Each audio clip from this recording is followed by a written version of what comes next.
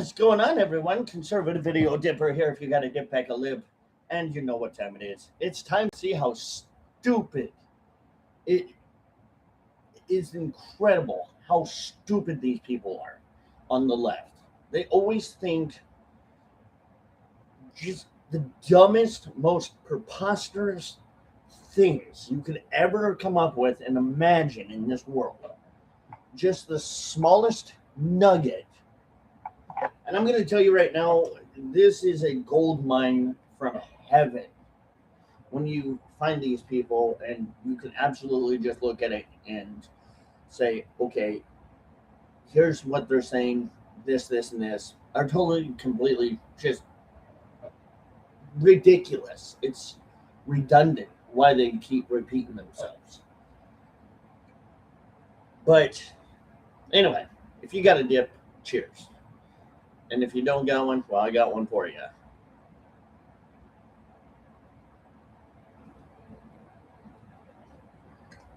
It is absolutely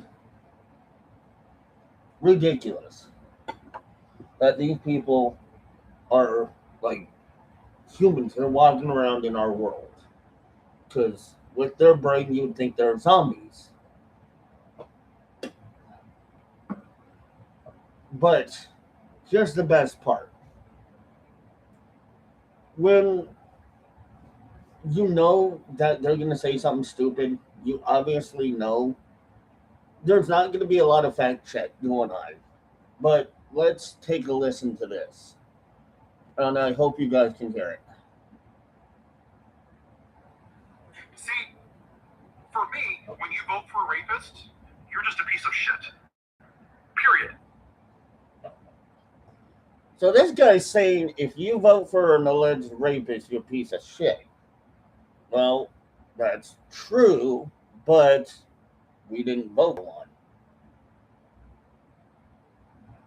So we're not a piece of shit then, buddy. Just like morals. This is where we come into morality. When you want to think about this is the dumbest, hardest thing for them to understand. You have to literally dummy it down to them. It's just like when you tell them, well, voting for a president that allegedly took a shower with his daughter and also allegedly got caught on live TV sniffing children's hair is not a good person. Moralities, just morals, right? Morals, moral compass.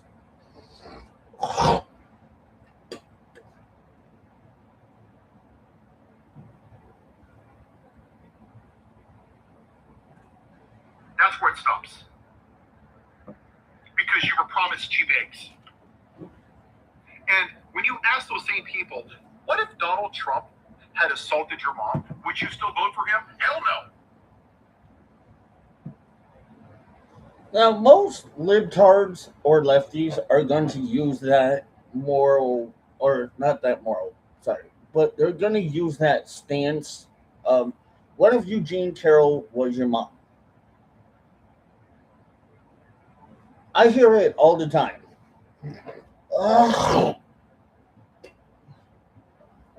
There's two things about that really, really just yank my cookies.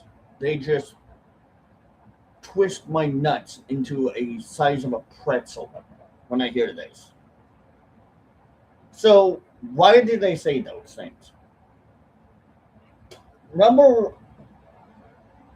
of reasons could be found, but the basic logical answer to this question, basically, it's because they want you to try to think in their way, in a way that they could capture you into, like, aha, so you do agree with me that it's morally wrong. Well, of course, we're we're talking on the moral sense that yes, that grape is wrong.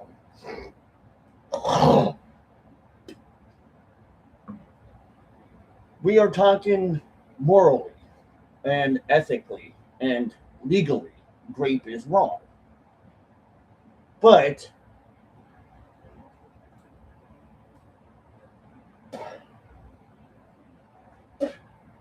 that's not what they're doing. They're not doing it on a ethical basis. They're just doing this or saying this shit because they want you to be like, yeah, yeah, yeah, I agree with you now. Okay, now I see why I should hate Trump. See, what they're doing is they're trying to very carefully mind fuck with you. They're trying to carefully, trying to play mind games with you that you are not aware of, that you do not think that they're doing, but they are doing. So they're not doing it out of morality and truth and with facts, evidence, or logic. They are doing this or saying these things because they want you to try to become brainwashed as much as they are. It's a switch bait tactic reverse. They want to reverse what you believe in, what you morally stand for, which is not rape, not sexual assault or anything. They want you to agree that it is allegedly wrong, which it is wrong in any basis, but to them it's okay to do certain things, other alleged things, but they try to act like they have the moral high ground, but they don't. They don't have the moral high ground.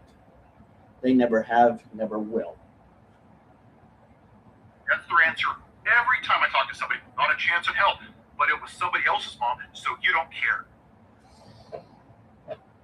Why is it always that they say they don't care or that we don't care? Because what they're doing right there is alleging that we don't care. Because we know that there is a difference, there's a fine, thin line between factual proof that was given to us, and then there's what the media is basing off of every opinion off of, and what the media is telling them. And what the media is telling them is what they kind of gravitate towards the most. They don't ever gravitate towards, hey, we need to look for evidence, or maybe, you know, sure, Trump was alleged that he might have raped some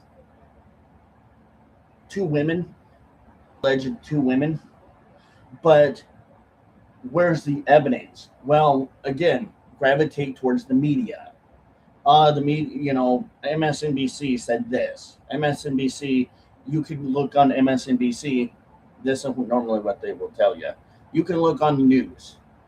Well, okay, great. That's great that the news is reporting these things, that, the news is reporting, but the news isn't enough for me. I want, like, police records. I want rape kit tests, proof that alleged rape kit tests were done. I want, we want evidence, actual factual evidence, not just like, here's what the news says. Because again, they kind of gravitate towards, here's what the news says, not what the police, like the Florida County Sheriff Department, say, or here's the rape kit test that the such and such police department allegedly did to prove whether he did it, or to show that he supposedly allegedly did it. They don't show that.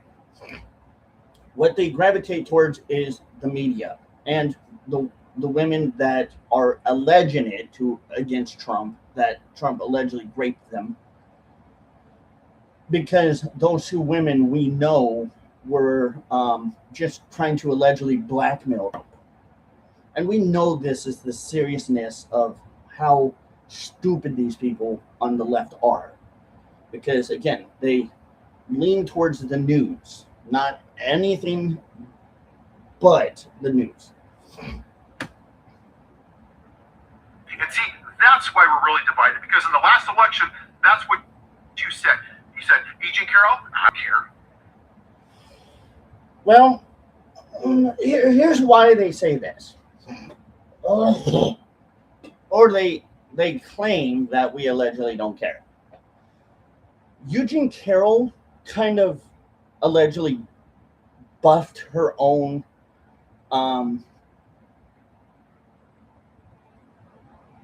trial. Basically, she effed her own trial, allegedly, by saying alleged things that were really kind of out of pocket. And then on top of that, what did Trump do? Again, where's Trump with this? Well, he already kind of acknowledged that this book writer, Eugene Carroll, was trying to get at him, and he already allegedly said, I didn't want nothing to do with her. I want nothing to do with that woman. In his alleged quote, I'm a married man. I'm not interested in you. Sorry.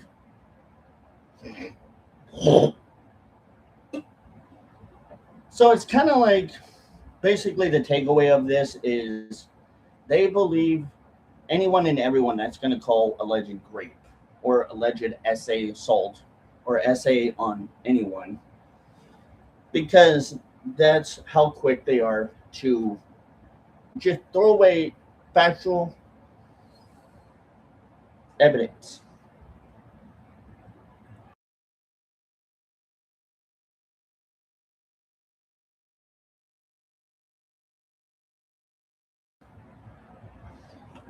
And that's how fast they will do it. By not asking, where is the police report? Where's the alleged rape kit test results? Because if, again, I'm not no lawyer, nor do I pretend to be one or claim to be one, but as a tier 2 freelance journalist, I have to do my due diligence and ask the most simplest question. Again, if she was allegedly raped or SA'd, then we need proof that it was allegedly him. We need alleged DNA tests. That means that she shouldn't have or couldn't have allegedly showered, because photographical evidence and an alleged rape kit test needed to be done, and stuff needed to be done by the alleged police department. So either the alleged police department failed to do their job, which I probably more than likely highly doubt that. I'm not gonna say that they failed at it, because I very much highly doubt that the police department would fail to do any of these things. Do alleged rape kit tests, photograph stuff like evidence, bag evidence, gather evidence, and whatnot. So that kind of then leads me towards, she kind of buffed her own thing by what she was allegedly saying in her trial.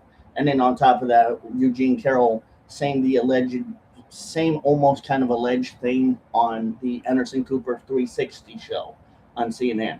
So she kind of screwed herself allegedly by saying certain things. And then you go to Stormy Daniels, kind of Kind of the same way, basically, no proof, no evidence, nothing.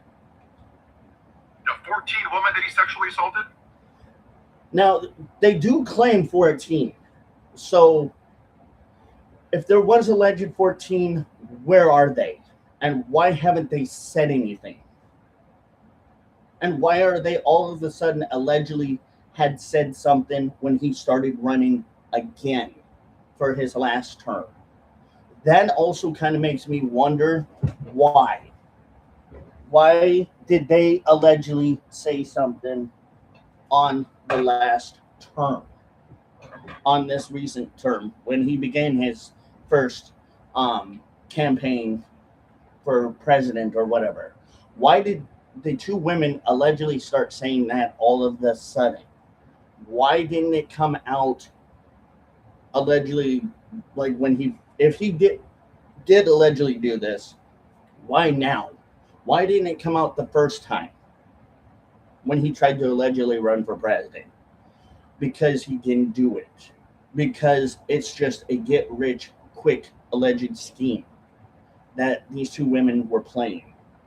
These two women were allegedly trying to bribe Trump into paying them, and Trump just didn't want to fall for it. He knew that that was just a get rich quick scheme Ponzi game, and he was not having it.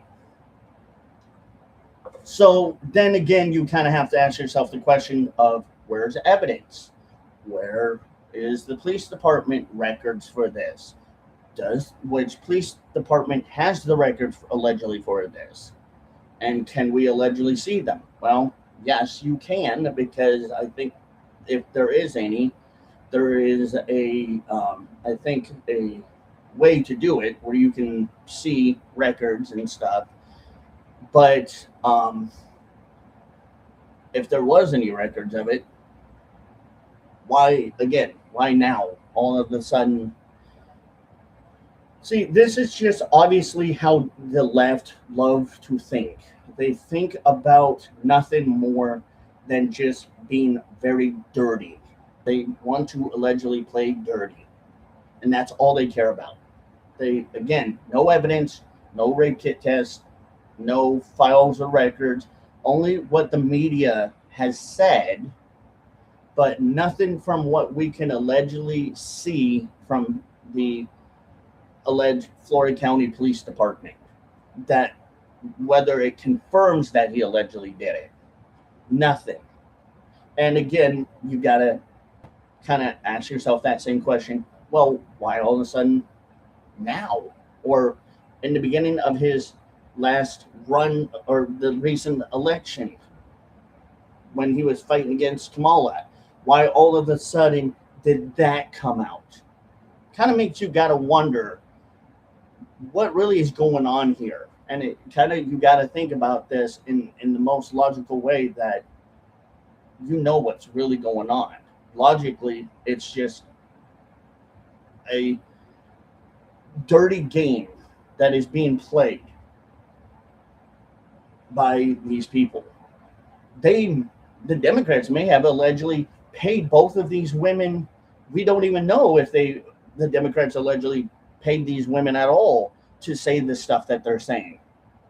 Whether or not they're doing it or not, we don't know that. So that's another question we got to ask ourselves: is could this be possibly what is happening, or what had happened, or allegedly occurred? Ask yourself that. I don't care. His ex-wife that accused him of raping her? Okay. They do talk a lot about that because that was something that allegedly, yes, his first wife, who the one who did pass away, and I forgot how long ago she passed, but she passed, sadly. But she did allegedly accuse him of rape, but she walked it backwards and later redacted what she said. But she did say in the court of law while she was under oath, by the way, which it is a crime to lie under oath, that he did allegedly rape her, and then later again kind of walked it backwards and said no. So there again, they they don't have that on her, other than or on Trump, other than what allegedly one wife said, and then she walked it backwards because she either was lying under oath allegedly, or something might have allegedly happened. We don't know. But more than anything, I doubt that Trump did do it. I would suspect that she was allegedly lying the whole entire time, more than likely, because again, rape kit tests, et cetera, the whole thing that goes, the whole 9 yards that go with it. So, yeah. I don't care. But why do they always use his alleged dead ex wife, claiming that he raped her, as a talking point? Because they want to be the utmost undignified type people. They are going to use the most dirtiest tactics to try to go after somebody. That's how dirty these lefties are. They play dirty. They will not play fair. They will, like any cult, just like any kind of cult, they will look for the smallest amount of dirt that they can on you, and then run it back on you, and say, "Oh, you're this, that, and the other," or you're this, that, or you did this, that, and the other, because they're dirty. They are very, very dirty. They play dirty. They will do tactics that are just inhumane. Having dinner with white supremacists? Now, accusing Trump of having alleged dinner with white supremacists. Why did they do that one? Because what they don't realize is that allegedly Biden did have actual dinner with alleged white supremacists. He went to an alleged funeral of a grand wizard of the KKK. But they're again trying to deflect onto Trump because they want Trump to look bad. Or, sure, these people may allegedly be white supremacists, but I doubt it very much, because Trump doesn't like that kind of stuff. But they will allege that these people are white supremacists because that's the only thing that they have to say. They don't know no better. They they basically have nothing to go on. It's just basic name calling, like childish middle school name calling. That's all they reach for, because again, that's their IQ. That's how they think mentally, and it's sad. They think like they're middle schoolers. I don't care. Literally defending child molesters? They claim a lot about that one. And here's the kicker for this one. Ready? Trump doesn't. Trump doesn't do none of that shit, y'all. But why do they claim it though, conservative? Well, they claim it again because it's deflection. What they're doing is they're deflecting what allegedly their past presidents that are Democrat have allegedly done. They're trying to make Trump look bad because the past alleged Democrats One allegedly raped Monica Lewinsky and allegedly other women. The other was an alleged pedophile that sniffed children allegedly on live air and allegedly took showers with his daughter. Obama. Obama allegedly has dirt on him too for weird ass shit, for alleged weird ass shit. Like allegedly snorting cocaine off of a dude's belly button, allegedly. They don't want to acknowledge what their party, their alleged past presidents have done because it's simple. It's deflection. If they can deflect as hard as they can and as much as they can, it will try to make the other person look bad and them look good. That's a tactic that, again, is very dirty. It's dirty play. On Epstein Island? Now, the whole Epstein Island thing, the Democrats get so super wrapped up into this because, yes, Trump's name was on there. Yes, Trump was there until Trump allegedly found out that Epstein was a alleged PDF file. And then when Trump found out that Epstein was an alleged PDF file, Trump was like, yeah, no, we're done being friends, bro. No, we're cutting this shit off right there. That's why they do what they do and say the things they say about this. Because they want to think that every alleged Republican is dirty, but they're allegedly clean. That's what they do. So, what do you think? If you were to think logically, like imagine you being me, a tier 2 freelance journalist, logically, when you hear this stuff, your mind probably is either going to, number one, be very defensive, or number two, be like, okay, then since they're making these alleged allegations, let's do some research. Blah, blah, blah, blah, blah. Oh, there's, the alleged non-redacted Epstein files. Let's take a peek into that. And then when you see that all these other people, yes, Trump is in there, but they don't see that Trump was allegedly the one that was allegedly doing any of the dirty stuff. What does that kind of conclude to you? That he was not allegedly doing dirty stuff.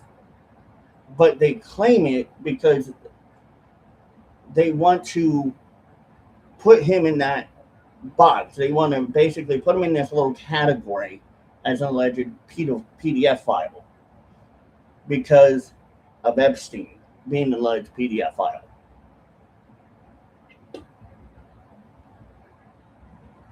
But what is the Democrats?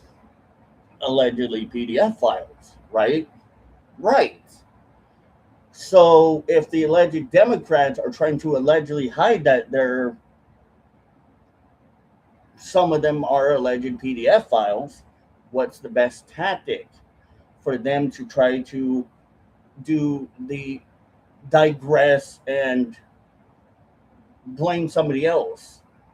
That's what they're very good at. That's disgusting. I don't care. Looking at 15-year-old girls naked, that's one that you always hear. Another one of those that you always hear. Alleging that he looked at 15-year-old girls naked in the locker.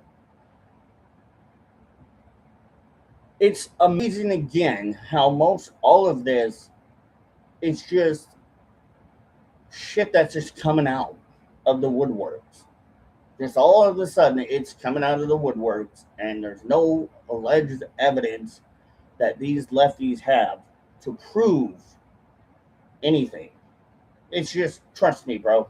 I know what I'm talking about. Like, yeah, no, the whole trust me, bro. It only works for gullible, stupid people. But the non-stupid, gullible people are going to look at this and say, "Oh, these guys are idiots. Where's the proof? Show me proof. Show me the money." Did he confess to an Howard Stern? He did what now? See, here's the thing.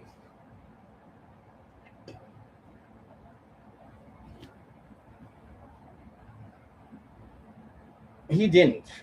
I don't think there is a clip of that. But again, they want to say things, but they don't show context or proof. But they're like, hold on, here, let me give you proof. And then they'll go to whatever website they can that's either liberal or very progressive or very socialistic, and they'll use that and say, here's our proof. Well, but there's a problem with that. You're not using something that can be really trustworthy. You catch what I'm laying down here, folks? I'm sure y'all do. You you know that when it comes to trust, we know that facts, evidence, and statistics are going to be the biggest number one thing that we want. So where is it? There's nothing. I don't care. An insurrection where 4 officers committed suicide and sitting a guy the next day and Officer Fernone had a heart attack?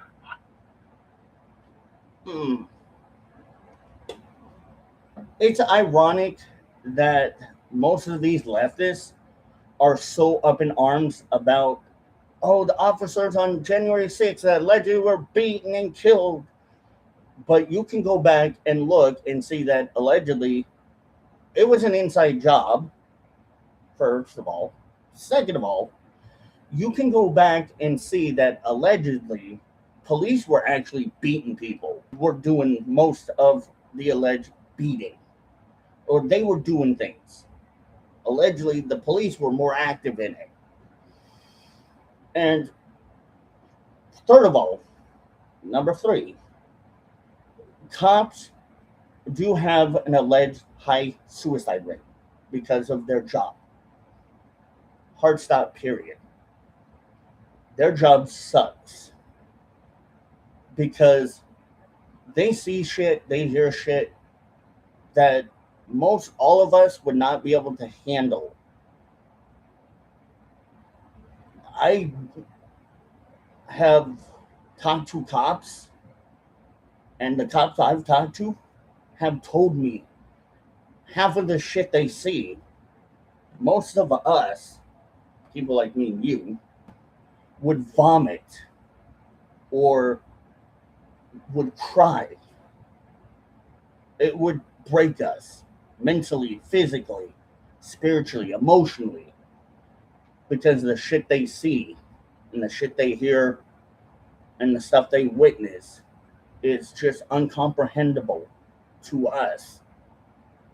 It doesn't compare to, like, we just live our normal lives and we don't get to, unless you're a cop or you know this stuff because you have cops that are in your family that may not always tell you a lot of the stuff they see or hear, but a lot of it they just try to just put in the back of their brain, unless it's a job that they are on or investigating. But they just try to come home and act normal because they have a family too, and they don't want their families seeing the heartache that they're going through. But again, it's kind of ironic that not only they care about or allegedly claim they care about cops when they were the ones that were the biggest mouthpiece to saying defund the police, ACAB.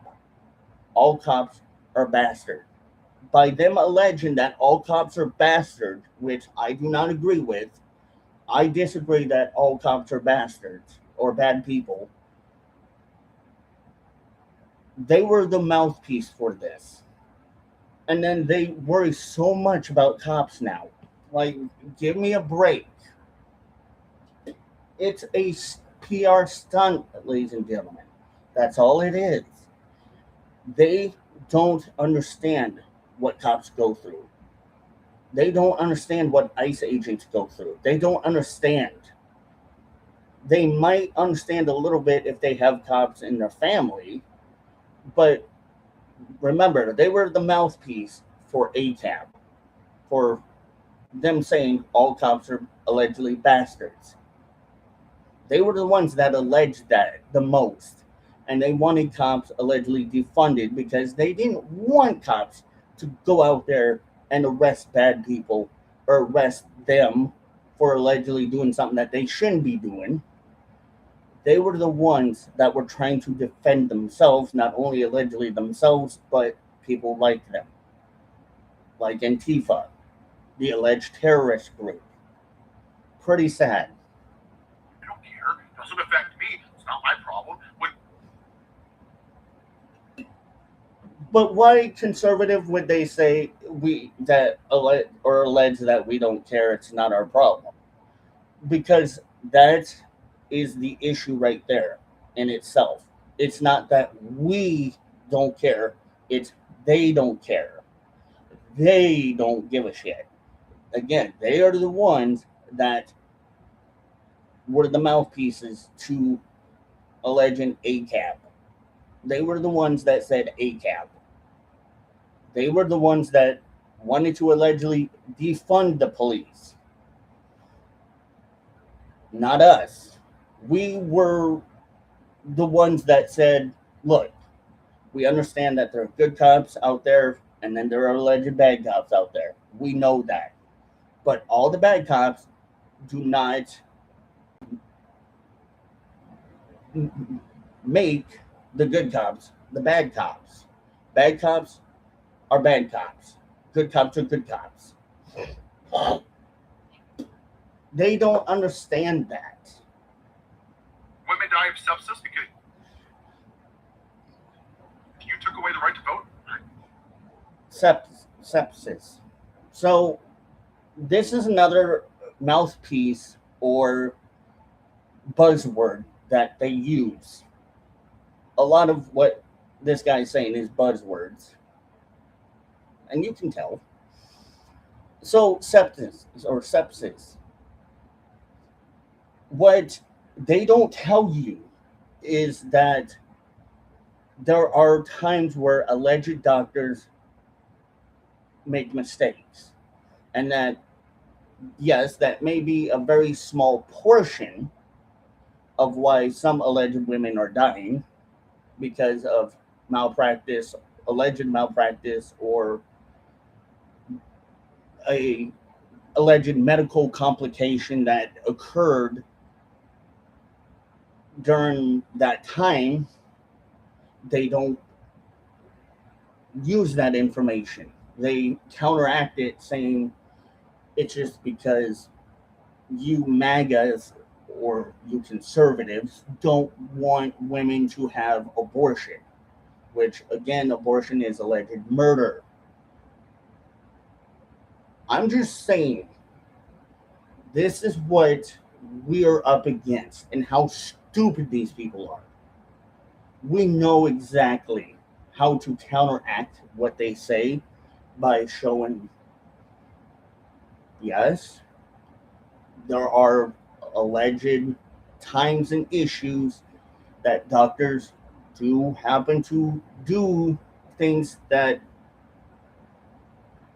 allegedly take the life of people because of their alleged mistake or complications, or the fact that they want to use abortion as alleged free healthcare, which also can have in itself a medical issue with not just the alleged baby being killed, but the woman too can allegedly die from it. They don't account for any of these. They don't take any of this into consideration or into account. They just think, well, it's this, this, and this.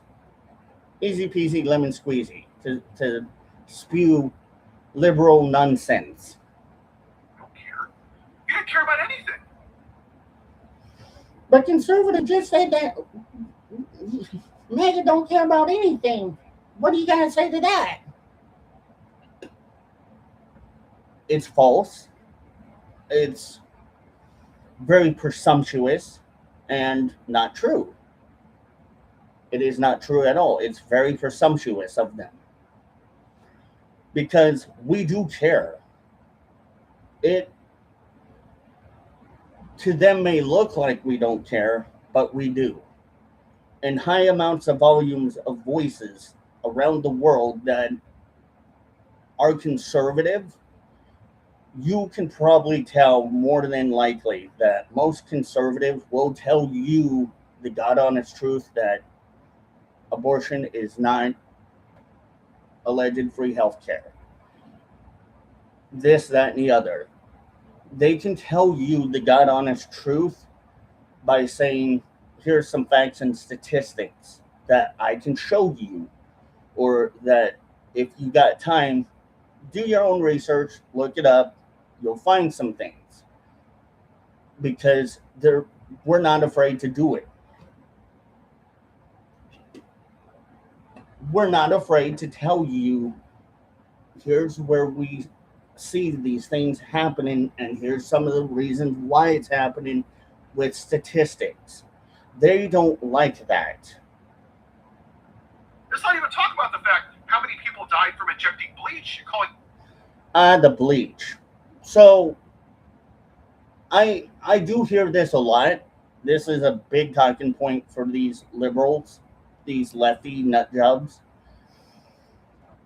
Trump said, do not inject bleach. I quote, do not inject bleach, is what Trump said.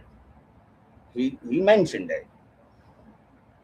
But there was something also in context used that Trump did say that they don't want to say because they want to take everything that is said out of context because that's what they're really, really freaking good at. They hate when Trump says something, it's just instantly, I'm going to hate it.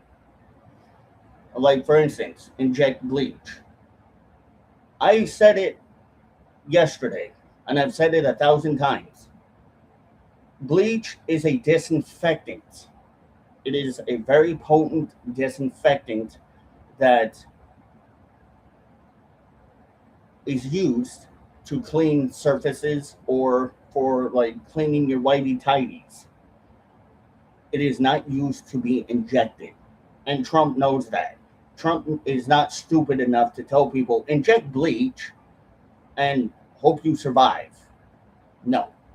Because we all know that if somebody allegedly injects bleach into themselves, what's going to happen? They're going to get probably more than likely very sick and have to have their stomach pumped or allegedly die because of it.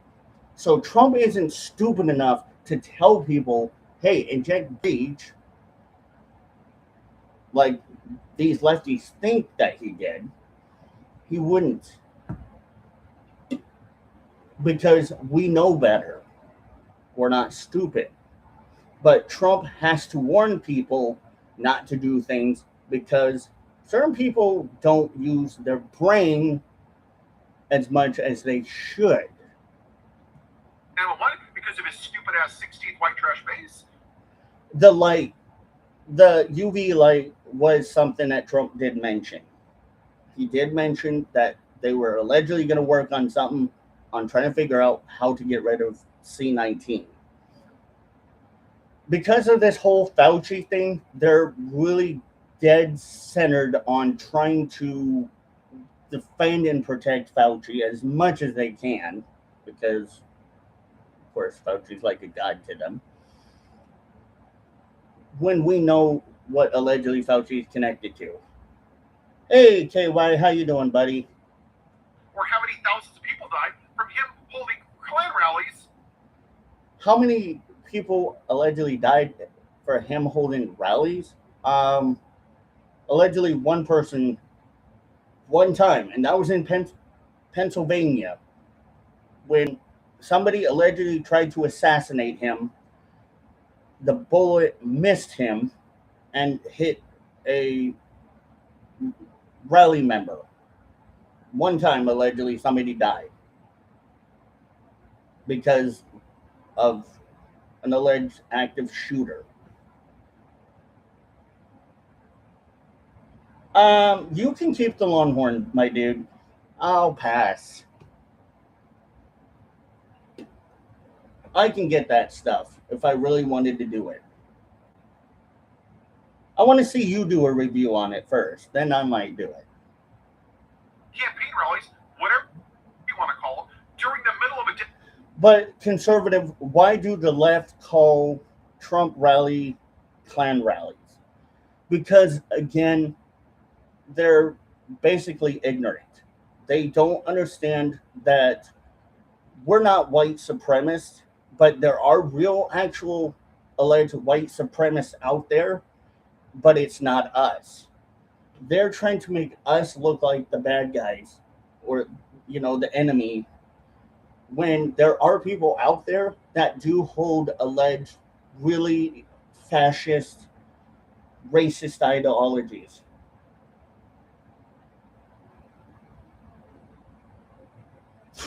I know. I know, During KY. pandemic and telling people not to wear a mask. Oh, but Trump did allegedly say that. Well, here's the thing. Because when later, in some point, I think Trump may have said it, because Trump found that these paper masks weren't going to do a damn thing for anyone. First of all, the paper masks are so damn thin, it's like having this held up against your mouth and hoping that you're not going to get C-19. This paper right here, ladies and gentlemen, ain't going to do shit to protect you. Something so thin, really minute and thin, isn't going to help you or save your life. Meanwhile, you got people that are a little bit smarter that actually wear masks that are more appropriate, like M19 masks, or masks that are more for things like in that situation, that can definitely save your life. But it's stupid. And you're right, KY. KY brought something to my attention saying that they're allegedly more white supremacists. Well, they kind of do allegedly hold that ideology a lot more, because, again, it's deflection. We know it's a total, complete deflection tactic. I don't care. What I just said is not Democrat or Republican. It's sure it's not Democrat or Republican, but it's more leftist views. Just about being a shitty person. Let's be honest. Who really is the alleged bad people here? They are the left. The left are the worst, because they don't care about anyone or anything but themselves. They are more entwined with trying to be virtuous, trying to hit the soft spot in the hearts of people that are gullible, that are just as stupid and not looking for themselves for information.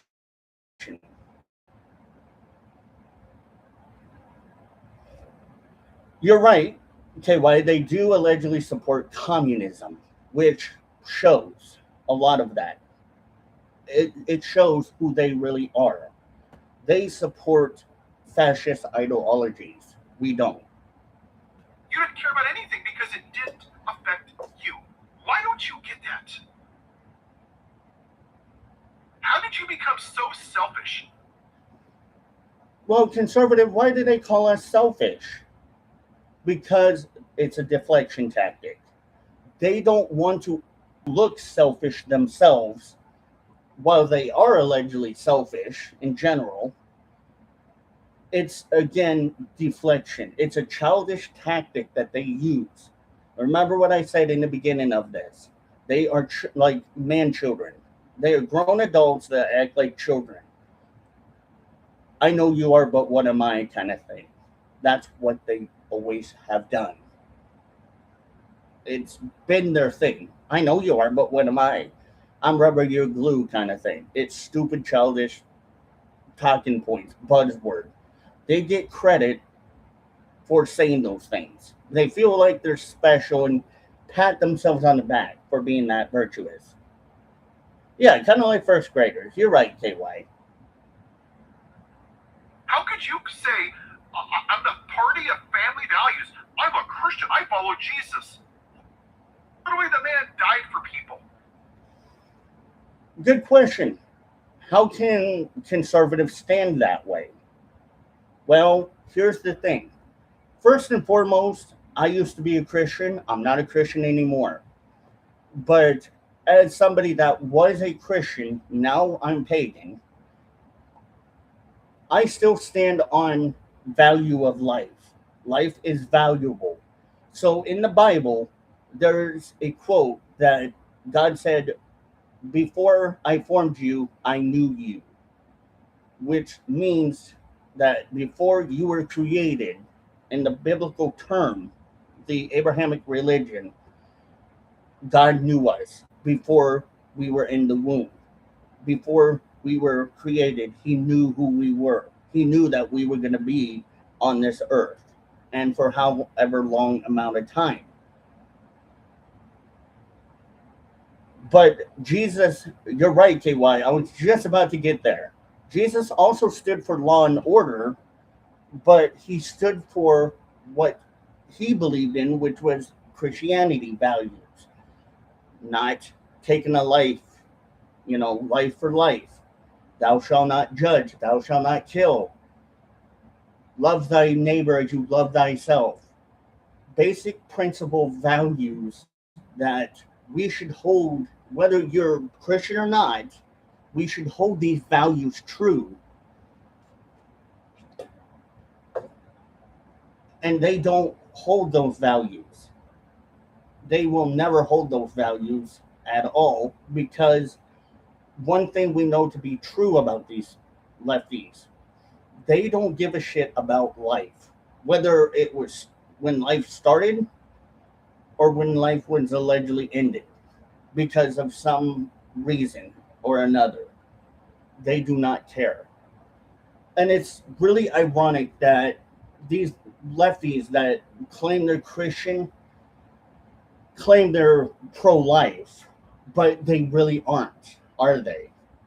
Because they allow abortion, they allow alleged murder of children to happen. And they don't, first of all, they're more concerned with it's okay for the baby to allegedly be killed, but what about the mom? Because you got to remember the mom's body also is allegedly under a really supreme amount of stress when that shit is done. So they don't care about the mother or the baby. That's the thing about that. Uh, KY says, remember, it's to see her, but if then Jesus was his life. Right, that's what Christians believe. That's exactly what Christians believe, KY. They believe in what God said, what Jesus stood for. Most Christian conservatives stand for what Jesus stood for, not taking life. All life is precious. There's only two genders. Christian conservatives stand on value and principle and morality. The leftists don't. And all you did was bitch and moan about wearing a paper mask. But why? There was a reason for that. Why conservative do they always bring this part up?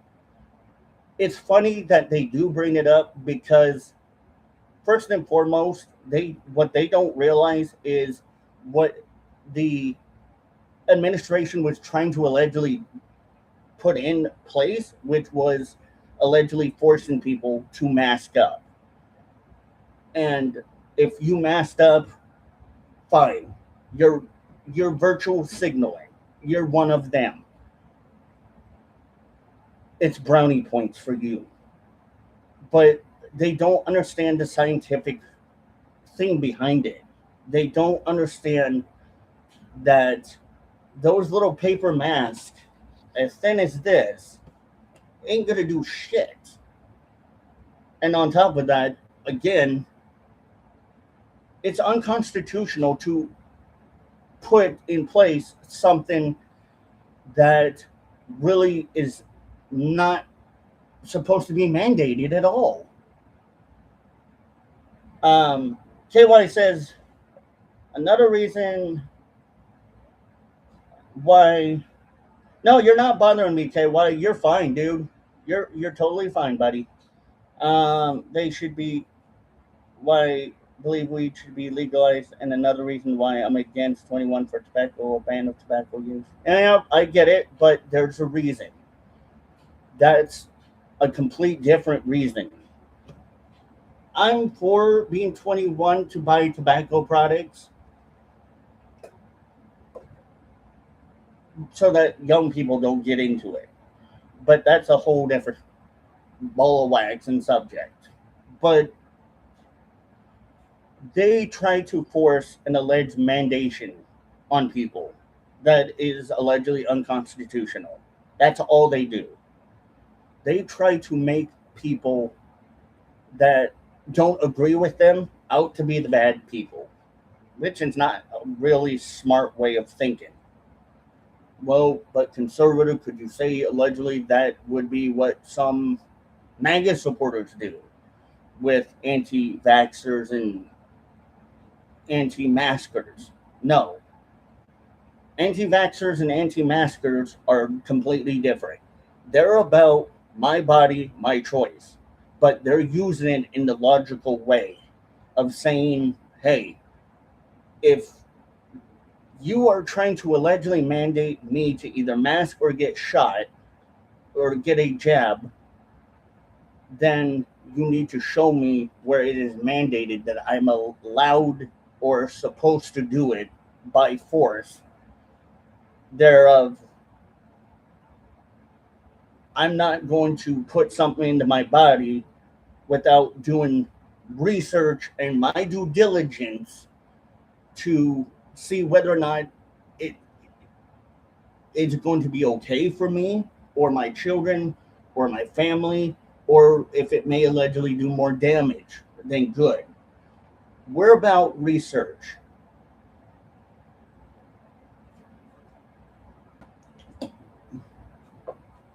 I understand, KY, and you're right. You're right. Keep other people from dying of COVID. Just like we. Well, did the mask really help? No, it didn't. The mask didn't really help at all. Did the alleged C-19 jabs help? In my opinion, allegedly, no, they didn't. They did more damage. There's proof out there. Look at allegedly people that have died from getting the C-19 jabs. Look at people who. You want to talk about looking at the people who allegedly died from COVID? Those were either allegedly elderly people, newborns that didn't have a really good, healthy immune system, or people that didn't have a healthy immune system, period, at all. Those were the people that allegedly died, or the senior citizens, because of their immune systems being kaput, because they're older. So they don't take into account of any of these things. bring peanut butter to school so people with peanut allergies don't get sick. Why do they use the peanut allergy the most? Because here's why. Because a lot of what they say, they try to make points that sound really good and that can make the argument reasonable, which I see that they're trying, but it's not really a good argument or a reasonable argument. It's just no moralities in it. There's no basis or standards. But you lost your shit. Freedom, infringement, don't tread on me. The radical left doesn't want me to give a deadly virus to somebody with cancer. Here's the thing. Do you honestly think that us conservatives wanted to give C19 to people that were suffering from alleged cancer? No. What kind of people are we to do that? We're very evil people if we wanted to do that. We just want what everyone else wants, not to be infringed, our rights to be infringed. We do not want to be told by the government what to do. And therefore, the mandation of the alleged mask and the alleged jabs were infringement. If people were so worried about C19, they could stay home, which a lot of some people did stay home.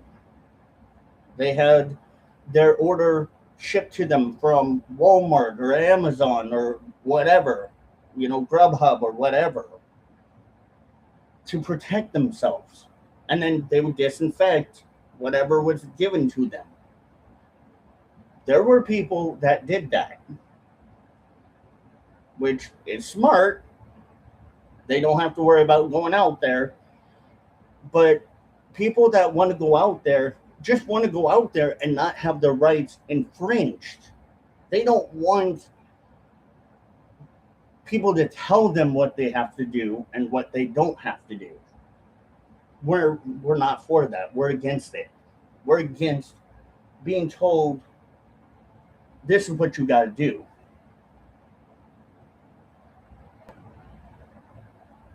Exactly. And most people with cancer were resting. But some of them are probably out there, sure, to, get dialysis or whatever, or chemo. But they wore masks. They did what they were told to do, which, fine. That's great that they followed the rules by complying because they're trying to protect themselves, which understandably, yes, they are trying to defend themselves and their immune system with little that they have left from fighting cancer. But at the same time, there's kind of a give and take into this. And people have to understand that there's a give and take. You can only do so much to defend yourself and others against this, but it does not mean that it's a promise that it will not affect you or anyone other than you. There's no promises because with C19, anyone could have got it. I've had it twice and it fucking sucks. Or an elderly person or somebody with an immune system.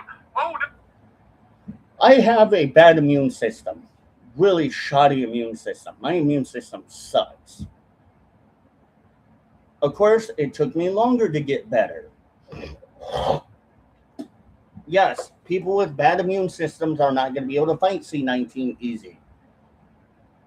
If they're so worried about it, stay home. That's what they did.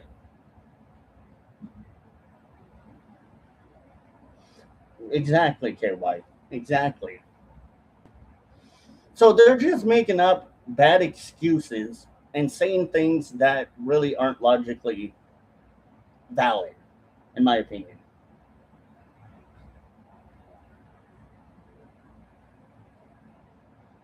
Right. Oh, Paul, you're a radical left. You must be woke. I must be a radical left libtard. Now, here's the thing. Would I say that? No. I, I would say he's allegedly trying to care, but in a way that he's doing what he does, but not in a way that's, in my opinion, very productive. That's all I gotta say for that one. It's just not very productive. It's to me a little counterintuitive and counterproductive. Yeah, KY, I think I remember you telling me you had it twice, dude, and I remember you telling me it was not fun. When did morality become optional in this country? When did the Republican Party become just morally bankrupt? Well, conservative, that yeah, that's a good point. What about that point? Conservatives, real, actual good conservatives like me, do have morality. And why does it matter if we're allegedly bankrupt or not? Why does it matter? Well, personally, why does it matter if we're bankrupt? It doesn't. For them, it shouldn't matter. But remember, they always talk about taxing the shit out of the rich. But when they tax the shit out of people just to try to allegedly, let me put it in a way that some people would maybe understand. Uh, Remember how often went anywhere during that time? Yes, I remember. I barely went anywhere, dude. I only went when I had to go. I stayed in because I tried not to get it. But anyway, I play Magic the Gathering, MTG, not Marjorie Taylor Green, by the way, but Magic the Gathering. So you think about it like you're tapping your mana, right? And you're counteracting what they're doing, or you do a counter spell. That's basically what we are doing by saying what we're saying here. We're counteracting or countering what they're saying, what this guy is saying, that it's not really any of their business what um, people are doing. They're trying to. There's a card that's called land tags, right? And so when they play tax, land tax, it's going to tax you every time, and you have to pay more mana. So, instead of them taxing the shit out of the rich, they're taxing everyone. So everyone on that table has to pay land tax and pay mana, tap mana, in order to do something. They're not hitting the rich. They're hitting everyone, including the middle class and the low class. That's who they're more affecting. Um, KY says my stepdad, his late mother was cancer survivor, and she was the only one who didn't get COVID. Well, thank God she didn't get COVID. I am very happy to hear that, and I hope she's okay, dude. I really do hope your stepfather's mom is okay, or your step grandma's okay. And I say that as a former Republican. I voted for McCain. I voted for Bush and Ross Perot. When did morality not become optional? That's a good question. When did morality not become optional? For us, morality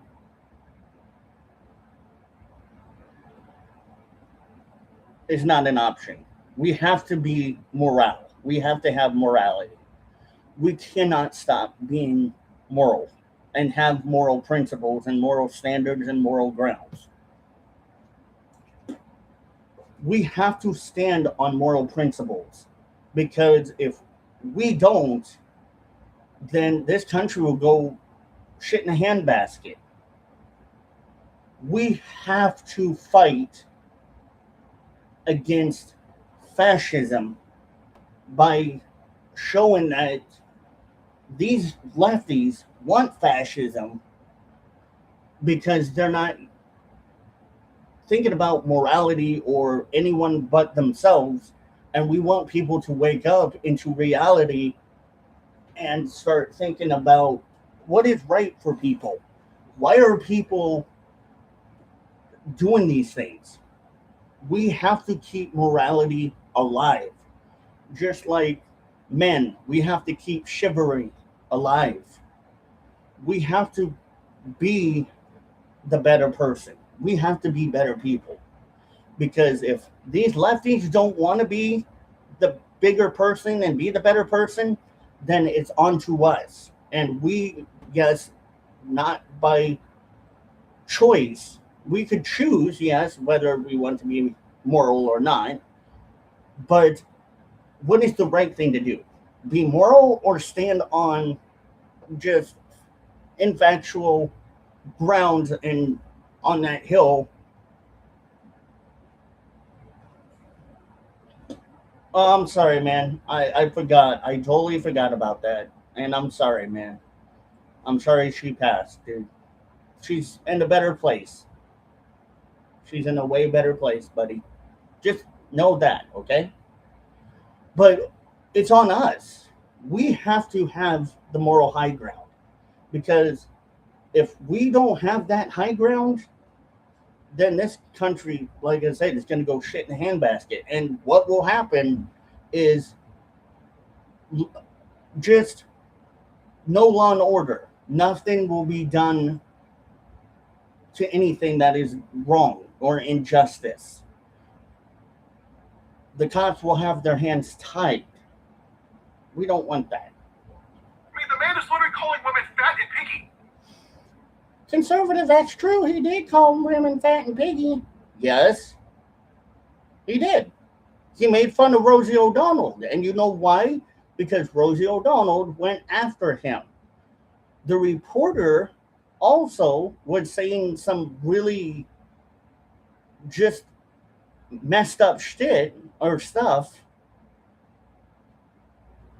that wasn't really good or allegedly true about Trump or saying stuff that she had no idea what she was saying. And Trump kind of got a little irritated. So I don't blame Trump for being irritated. I blame the reporter for being ignorant, first and foremost. The reporter was ignorant.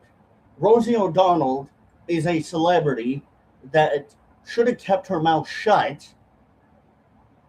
Well, not really shut, but she has the right to say whatever she wants to a degree. But a lot of the stuff she alleged or said about Trump was really disingenuous and facetious, condescending, really spiteful, hateful words towards Trump because she didn't like him. Fine, you don't have to like somebody, just like y'all don't have to like me for what I believe in. You don't have to listen to what I say, but at the same time, it gives you no right to say or allege things against me for who I am as a person. That's the difference. Is that there's free speech that is used to show your dismay or distaste against somebody or something that is going on in a good way, and then there's kind of a tacky way of doing it. The reporter was tacky. Rosie was really tacky as hell and really distasteful, disingenuous, and dishonest, and said really nasty, facetious things that I would never want to have been said against me.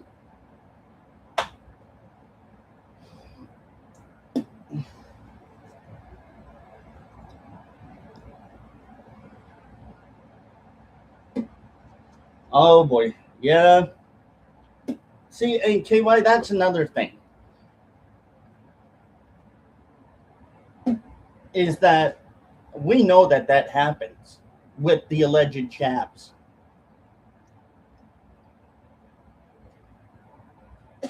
Look at alleged DMX, the rapper DMX. He allegedly died mysteriously. After his alleged death, some people were kind of thinking that he may have allegedly died from taking the C-19 shot.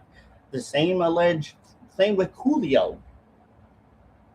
But then later it showed that Coolio allegedly died of something, and I forgot what it was. But we can get into that a whole different topic later. But yeah, exactly what I just said. You cannot, people did not trust that jab because they didn't think it was safe. But others thought, oh, it was okay.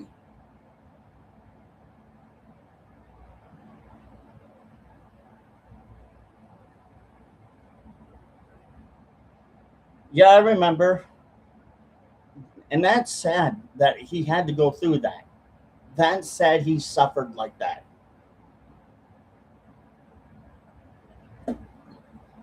It was sad that Waterbug had to deal with that type of situation within his family.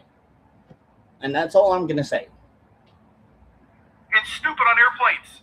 He's saying, I hate the Democrats. And you're like, Why would Trump allegedly say he hates the Democrats? With a good reason why he hates the Democrats. Just like I don't hate them, I dislike them. Hate is a very strong, nasty word that you can throw out there. And it's okay if you feel like you hate somebody, but be careful. But he dislikes or hates, let's use this guy's word, per beta, because what the Democrats are doing and what they allegedly believe in and what they allegedly stand for. So I don't blame Trump for that.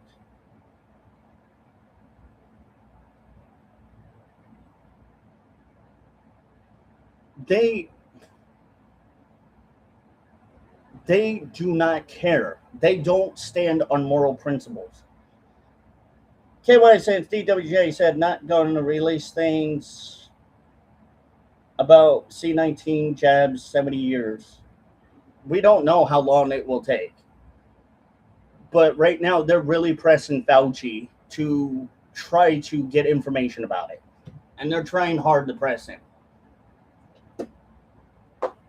And that's a whole nother issue too, is if Fauci got pardoned by one of Biden's administration, then Fauci doesn't have to really plead the fifth. But remember, Fauci was allegedly pardoned with Biden's auto pen.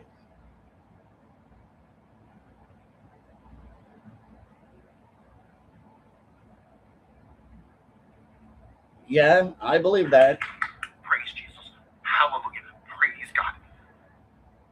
That's just mocking God, by the way. What the hell is wrong with you? Nothing. When did you fall down this rabbit hole? You're mentally ill. Why would these people say that we fell down a rabbit hole and are mentally ill? First and foremost, again, it's deflection. It's the biggest amount of deflection that they can push on us and perceive us to be mentally ill. Because we call them mentally ill because of things that they allegedly are doing and or pushing or are saying.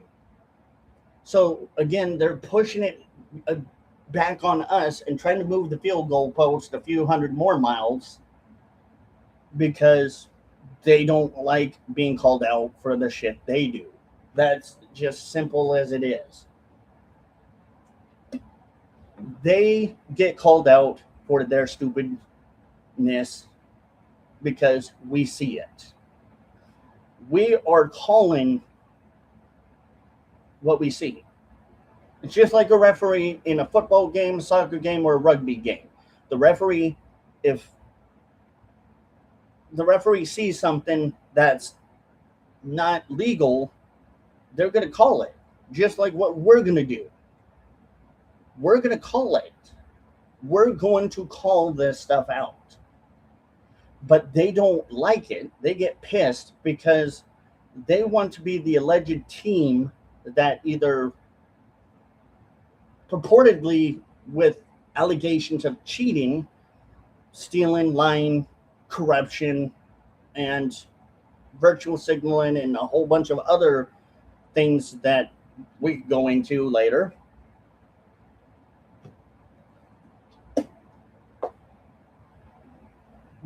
But we know the truth, and that's what they are trying to hide, is the actual truth of it all, of what is really going on.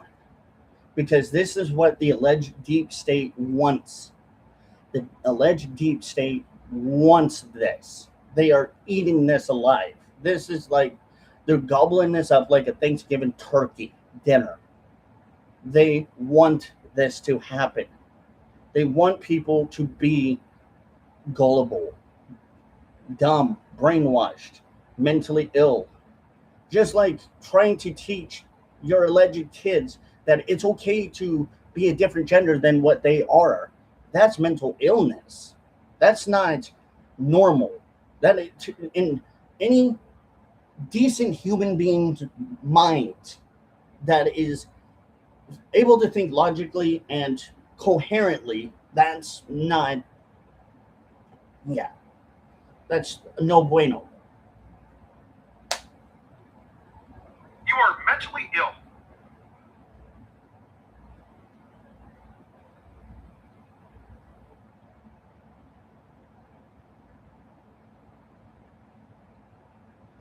You are right, KY.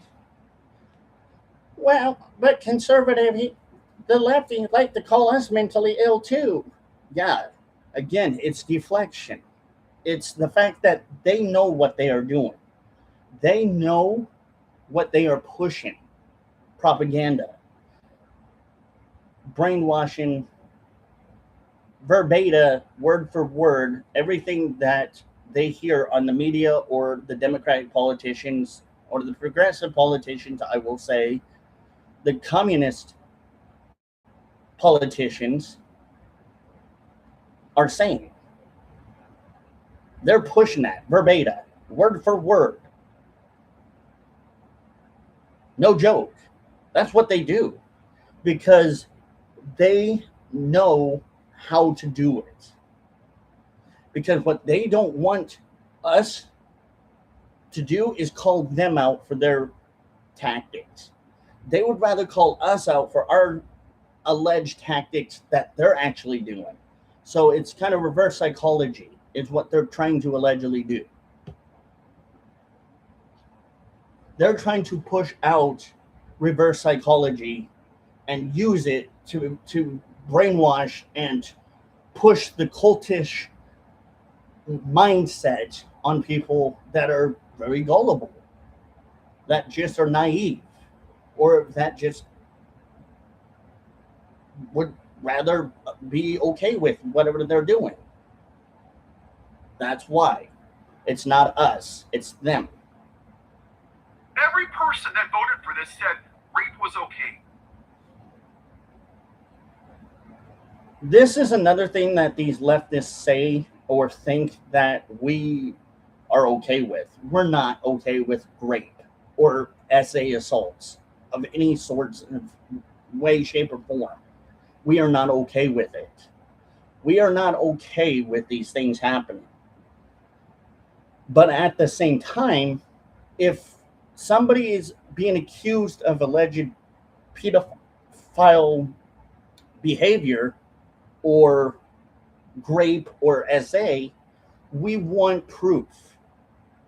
We're not just going to believe what they say because, of course, 99.9% of the time of what they say isn't factually correct, or maybe there may be some merit in validation in what they say, but there's other things to what they're saying that's not in the context that they're saying it directly, but they're hiding it because they don't want to say things.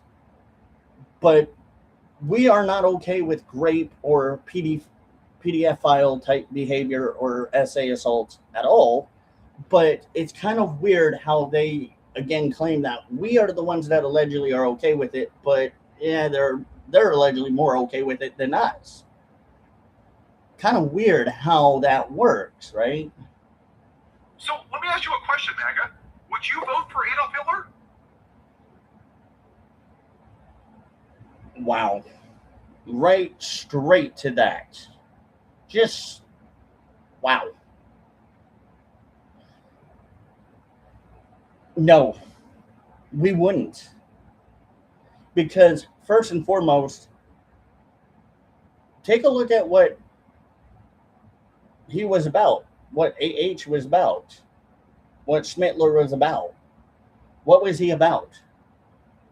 Alleged murder of Jewish people, of the Judaism belief that people allegedly believed in. So that's alleged murder.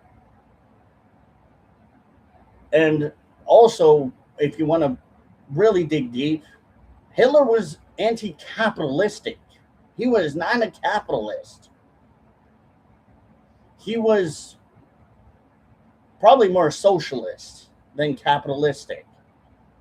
There was a quote that Hitler did talk about his anti capitalism belief. So, why would we vote for somebody that allegedly would murder billions and billions of people or thousands of people or more? And then somebody that also was allegedly anti capitalistic and basically somebody that was allegedly on drugs 99.9% of the time or a lot of the time. Because if you look back, Hitler was allegedly on multiple different alleged drugs, like alleged meth and some other stuff. What do you think the alleged Nazis used to stay awake during World War II? Meth. Fucking meth. I wouldn't want a president that was on alleged meth or other drugs that was allegedly doped up like Hitler was.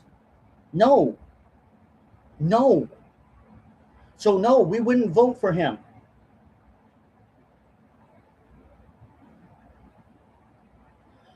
My religion, KY, isn't Greek gods, it's Norse pagan. I don't believe in Greek gods. I believe in the Norse pagan gods. But yes, you don't mock the Norse pagan gods either. I don't. But it doesn't matter.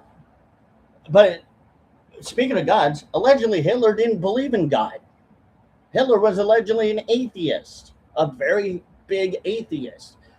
Sure, his mother may have allegedly been Jewish, but he was an alleged atheist.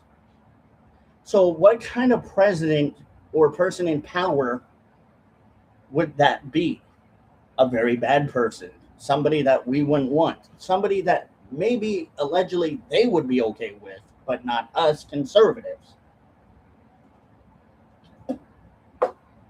Think about that. If you promised you cheap eggs because, morality's not an option, how about Adolf Hitler, Benito Mussolini? Mussolini, same thing. Not all the way with allegedly the same thing that Hitler did. But yeah, Mussolini allegedly was a murderer. He was a genocidal maniac, alleged genocidal maniac. No, we wouldn't want Mussolini in power. We wouldn't want none of these people in power. And most majority of these people are allegedly deceased, which is okay because we don't want these people in power. These were bad people. Hitler and Mussolini and all of the and Stalin and all of these people that are like from 1940s back were bad people and forward were bad people that believed in what these people believed in. They're bad people. They're people that don't care about anything but themselves. Kind of represents a little bit like the lefties, doesn't it? Supposedly. 500,000 of his own people died in wars. Huh? Would you be fine with that? No. No.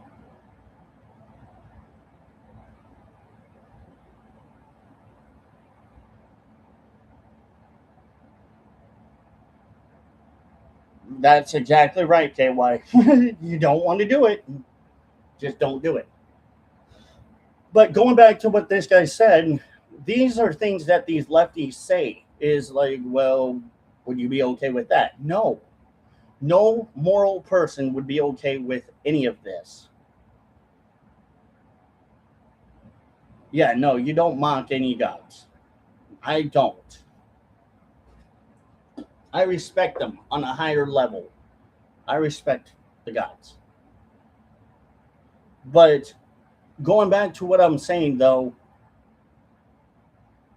this is exactly what I'm telling you people, that these left are so unhinged that they would allegedly be okay with all of this.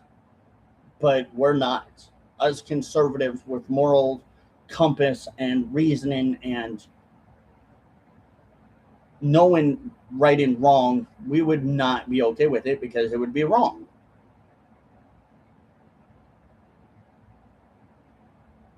If he promised you no tax on tips, how about Jeffrey Dahmer that ate people? Why conservative would he bring up Jeffrey Dahmer, an alleged gay serial killer? Because, first of all, they are very sick and twisted. Let's not get that confused. They are very sick and twisted and insane.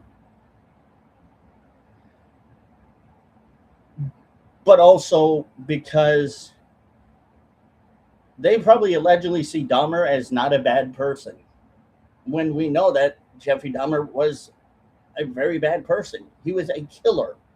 He was an alleged serial killer, a alleged gay serial killer or bisexual serial killer. I think he was gay, but I can't remember. But he killed people. He murdered people straight up. He was not somebody that you would want to go have coffee with or have a conversation with. He was somebody that you would probably want to stay the fuck away from, 5,000 feet or more away from.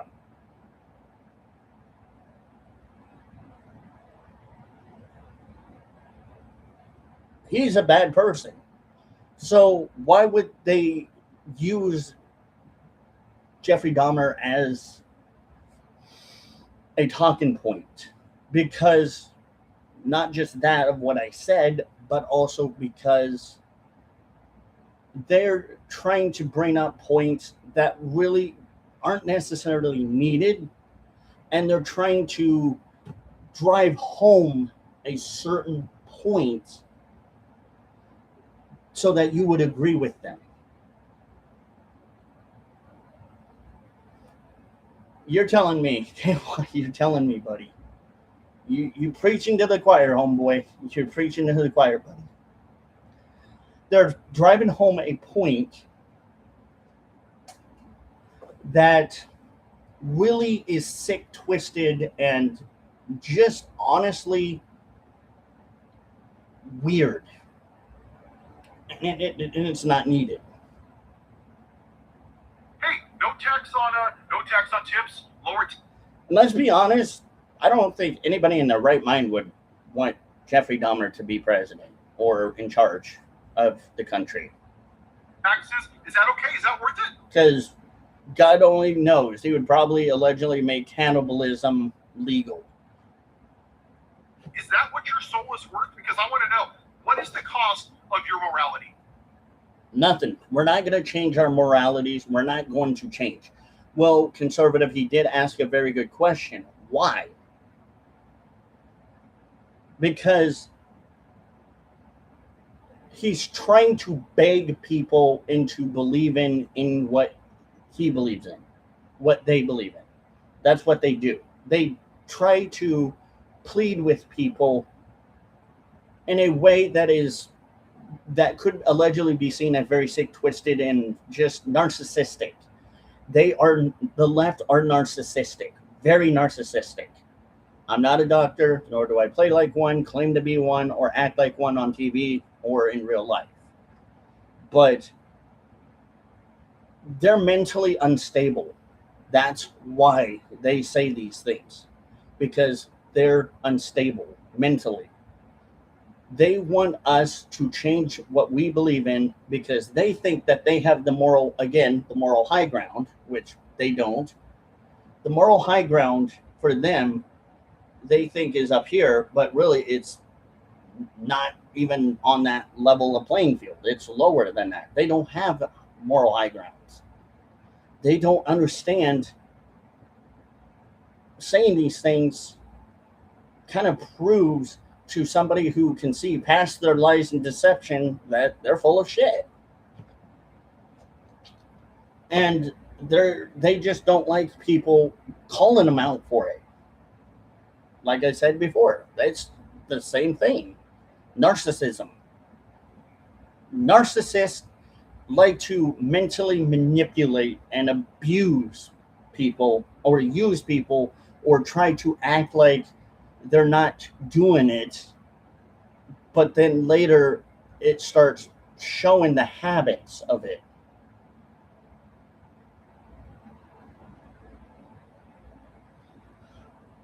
JY says some people even say or allege that Trump is antichrist and a false prophecy. Okay, I will get into this only because it does have somewhat merit to the conversation.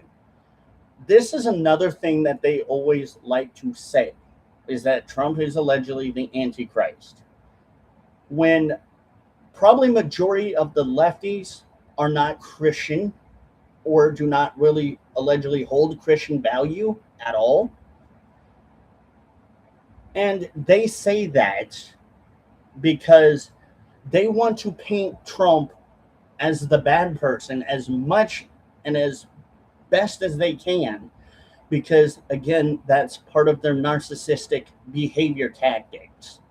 That's what they do to make people believe in what they want, because it's narcissism. It's about control. Who gets the bigger control?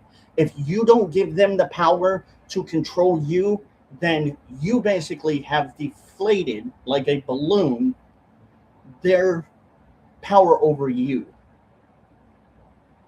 And that's what they do when they say that or allege that Trump is the antichrist and the false prophet. They're trying to have this ego trip by doing these things or saying these things that really, honestly, any smart person or human being that can think with their brain a little bit more than they can would see past that bullshit and past these lies. And they would know that. Is it 5%? Is it $1,000 a year? Well, conservative, why would he start talking about money if they're anti-capitalist? So again, most of these people that live here in America that are anti-Trump will, some of them, not all of them, but some of them do claim anti-capitalistic ideologies. But let's be real, they're not really anti-capitalist, are they? Because if they were anti-capitalist, they would move or get away from capitalism, which it's kind of somewhat hard to do because if you want to think about it, what do other countries run on? Money, right? Money runs everything. Money talks big. It's not about the talk no more. It's about how much dough you have in your pockets to make it worth their while and time.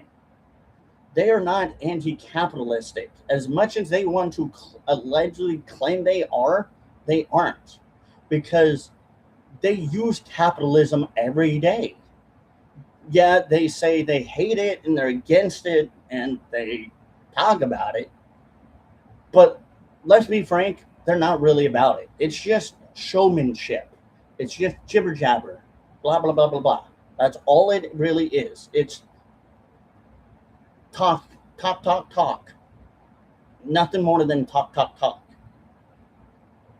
If they were really anti-capitalist, then they would do something about it, but they don't. And majority of them don't ever do anything because they enjoy capitalism. They know that without money and capitalism, we wouldn't survive. Our world would be complete shit. It would mean nothing to us. Basically, we'd be screwed. So, why do they do the talk, talk, talk?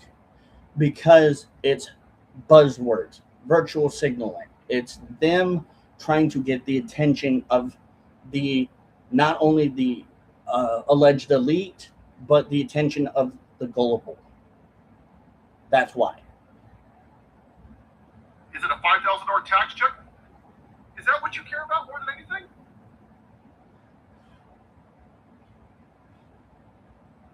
They love to think a lot that we love capitalism more than life itself. Actually, that's not true. We value life, but we also value capitalism. But yes, money is the root of all evil. That is kind of somewhat a true poetic word or symbolic meaning, but we know better. We know the truth. We know honestly the truth about it. And see, your selfishness is exactly why we're here. Because you know what I voted for in the last election? I voted for universal health care for you. Conservative, what is universal health care and why would they vote universal health care and why should we vote against it or for it? Good question. I'll tell you. Universal health care, first and foremost, is health care that everyone can have, but not without a cost. There is a cost to it. Ready? We pay for it. We pay out of our own pockets for everyone else but ourselves. Even if we can't allegedly afford it, we still got to pay for it. Which, again, that's socialism. That's a socialistic ideology. They talk a lot about universal health care as if they do care about people. Again, buzzwords, virtual signaling. It's just that simple. It's really that simple. That's all it is. It's black and white, clear as crystal. You can see past the bullshit and the talking points of that because who would want to pay somebody else's health care or out of your own pocket for somebody else that you don't even know? I wouldn't personally, not at all, but that's what they want. They want everything to be communistic, socialistic. That's all they want because it feeds into their ego, their narcissism. That's really what it is doing right there. It's feeding into perpetuating more and more bullshit that they're spreading because they don't want to acknowledge what really universal healthcare is and what the cost of it is. Well, conservative, why would they not tell us? Because that is what a narcissist does. Narcissist lies. They will be very sneaky and say something, making you think that it's okay, it's great, it's a one-time offer that you can't refuse. Um, it's an offer that basically is something that it's too good to even refuse or back out of. They try to make it look pretty enough by using words to make it sound or seem like it's something that it's really not in retrospect. So in hindsight, you can see that okay, if I have to pay for somebody else's medical health care, what is that going to do for me and my family if we need that? Is that fair for me? No. So they don't want to tell you how unfair it is because that's what narcissists do. They lie. They are con people. They're like snake oil salesmen. They con people into believing things when really you should look at the fine print and see what really they are saying. They want to try to again to get them high ground. I voted for gun reform. Gun reform. That's a good topic. Why would they allegedly want gun reform? Because they claim that we're all up in arms about them allegedly taking away our guns and doing shit to our guns when they claim or allege that they're not about it, they're not going to do it. But again, it's the narcissistic talking points that always get them in trouble if you can see past it and know what it really is or what it is. They do want to infringe in our rights. They claim we're just being paranoid.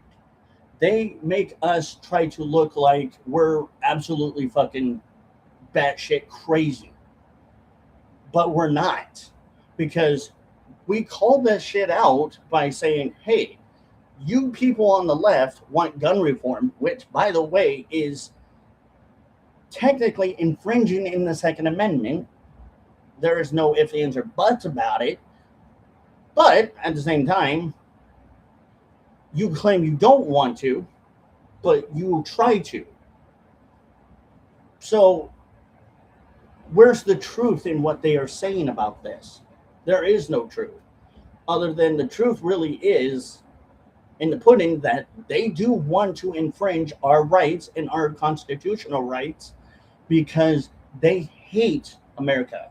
They hate our Constitution. They hate our Second Amendment. They hate us having these things because that's what they're afraid of. They think that we would stop them from doing allegedly whatever they're trying to do, which, yeah, it's true, we would. Probably not with guns, but with votes and the legal way we deal with it. They want everything we can try to do to stop what they're doing be stopped, and we're trying to cancel each other out.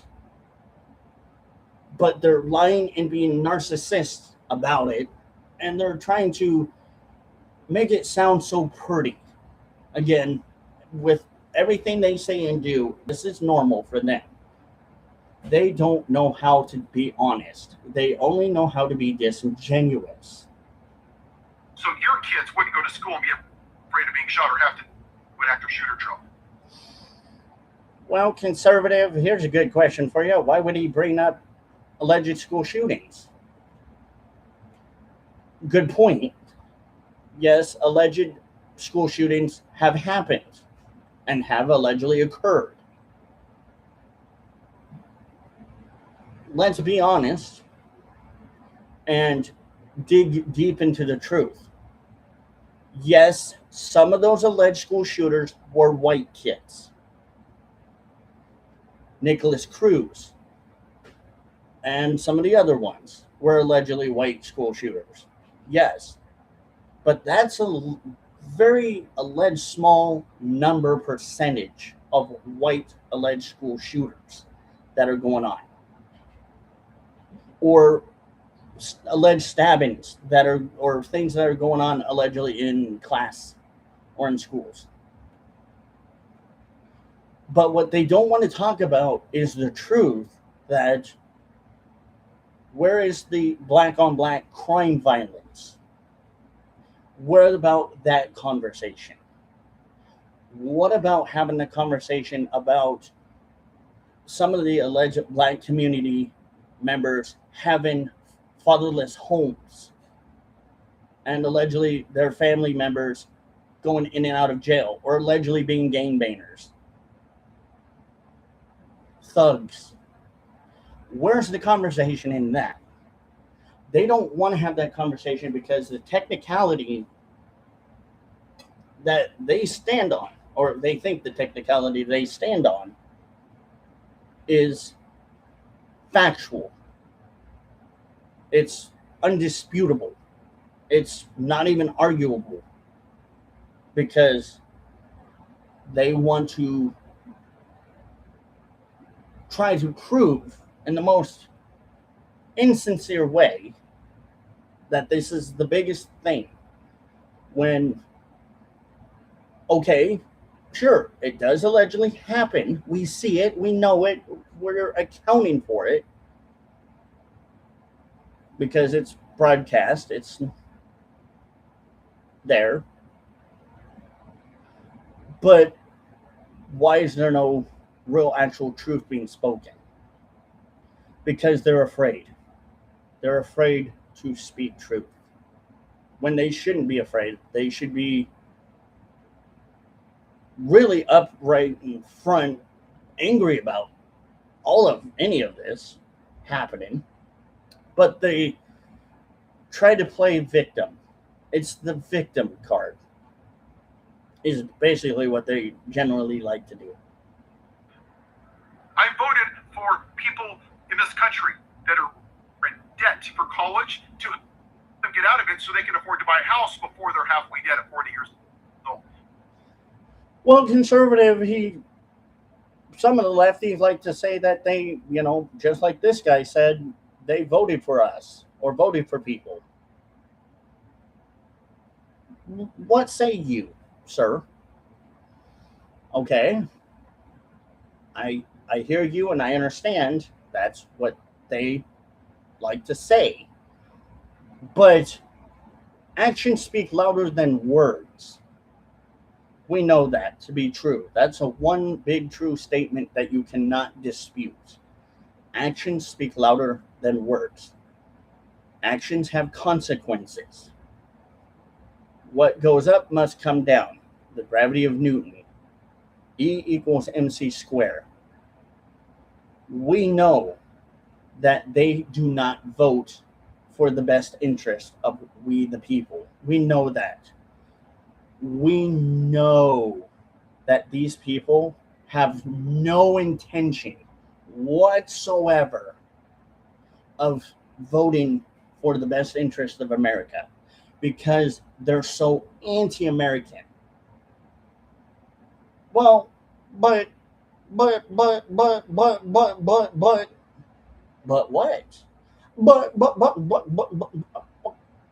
But but they claim they're American and they're patriotic. God bless America. Yeehaw. With the chainsaw. Hallelujah.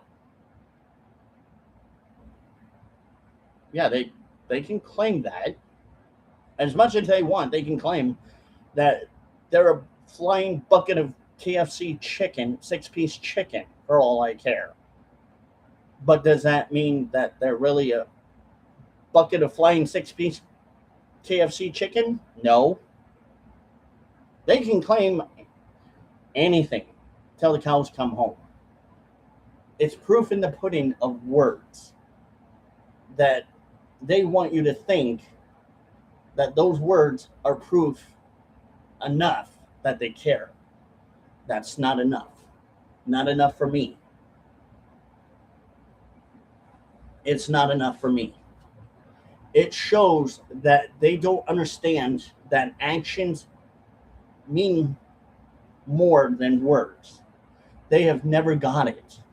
They have never understood that they aren't looking in the best interest of America because they're voting against what America really is. That's why. I'll be right back, folks. I gotta go take a quick break, but I will be right back.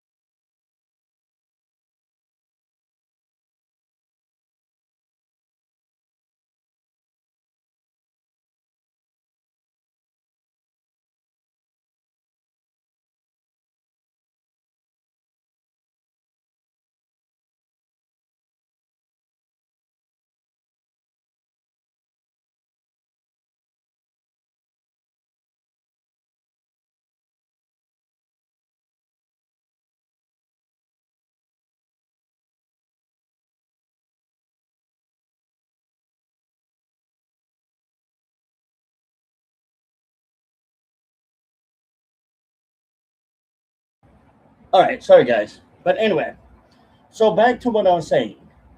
This is typically how most majority of these lefties see things.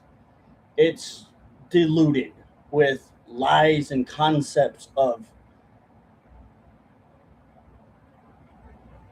basic false trust and false sense of security and falsehood and just lies, deception.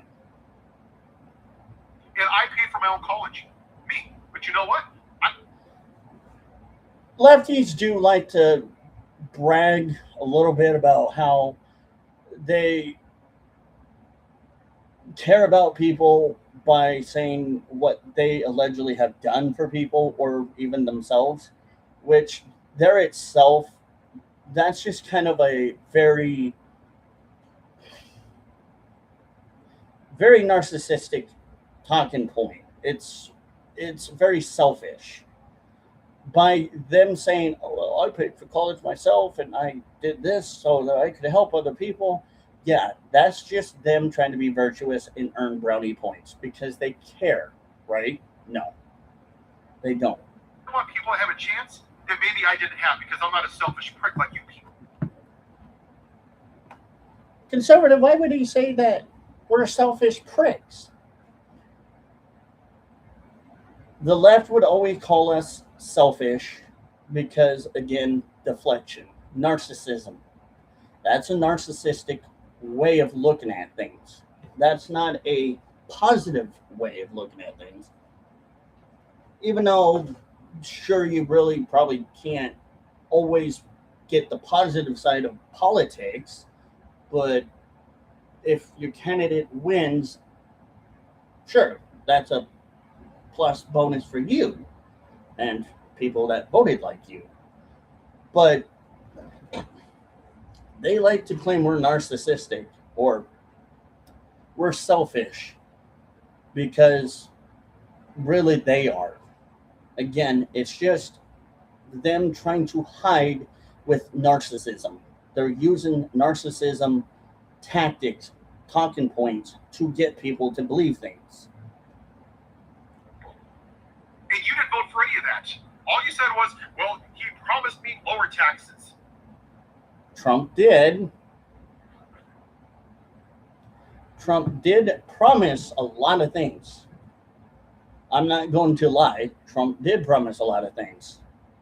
Now, did he supposedly keep some of those promises? I mean, we could say he's trying. He's definitely maybe doing some things that definitely we needed done. But there are things that Trump could probably do a little bit better, in my opinion. You got to weigh the good and the bad. You got to kind of think about this in the logical sense. Be logical. And I'm a 10th grader. Promised me lower taxes. Sorry, that first one was an ad. The economy was bad. Why? Because we came out of a global pandemic.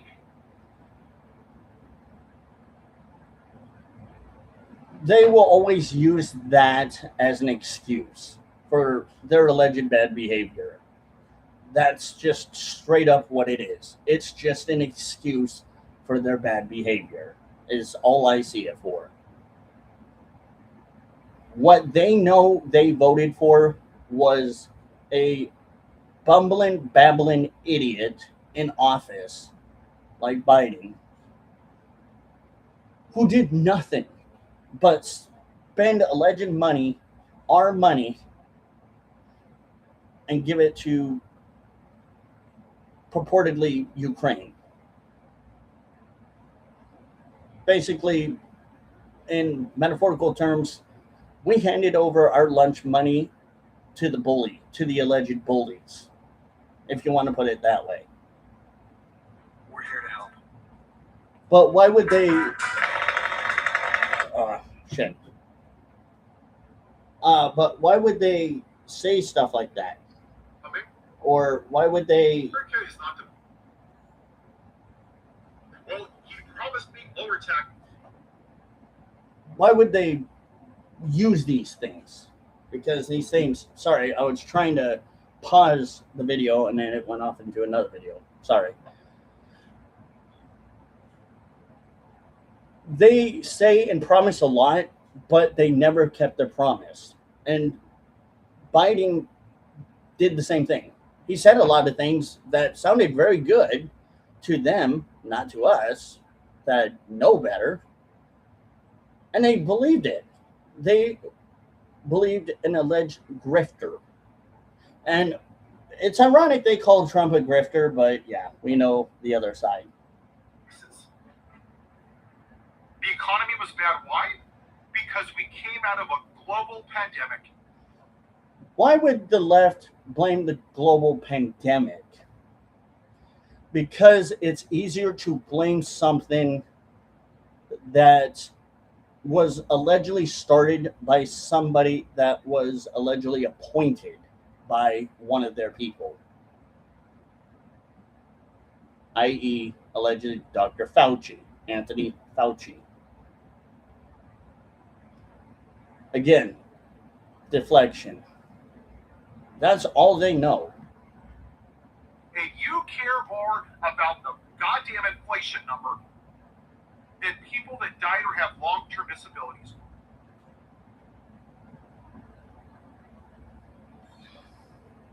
Virtual signaling. They want to be upset about anything and everything. Anything and everything is triggering to them. If it triggers them, they're going to be upset about it. If it's something they disagree with, it's going to upset them and trigger them. It's going to push them further and further into thinking what they think and what they have been brainwashed and conditioned to believe in more. It's going to radicalize them more with every moment that they continue to listen or believe or try to push or oppose things that we want that are good for us, because that's what they do. They radicalize. They're radicalized lefties. It's not very difficult to see it. Or rape victims or sexual assault victims. Well, conservative, here's a good question for you. Why would he be talking about the alleged rape victims and sexual assault victims? Because, again, he's trying to, not him, not just allegedly him, this guy that we're reacting to, but these lefties, the leftists, try to claim that they care about women and not seem misogynistic when they kind of are. And they have shown themselves to be misogynistic even more. And more and more and more times than not. You can never find a leftist that's like these people that are not misogynistic or that are just very alleged evil, vile people. Molestation victims. That's the kind of shitty person you are. Because they want to pretend they care. Which, again, we know they don't. And I can't fix that. Only you can. Wow. Actually, we are trying to fix that. We're trying to fix things. But the leftists don't want things fixed. They want things completely clusterfucked. They want people to believe that they are allegedly trying to fix things by the way they're voting and by the way they're acting, speaking, and handling themselves accordingly. But truth be told, it's all just like the Wizard of Oz with the guy behind the curtain. If we do not pull the curtain back and see what really technically they're doing, then people aren't going to think anything of it or think differently of it. they're not going to see that what they're saying is lies. And they have been caught in 4K lying all this time because they want to make themselves look like they're the better people, that they do care, that they are patriotic, or they are for the people, but we know they're not. If you just peek behind the curtain, you can see a lot of what the truth that they're not telling you is there, and how they speak and act and hold themselves. You can see it. Don't blame me for the message. Don't blame the mirror. Blame the person looking back at you.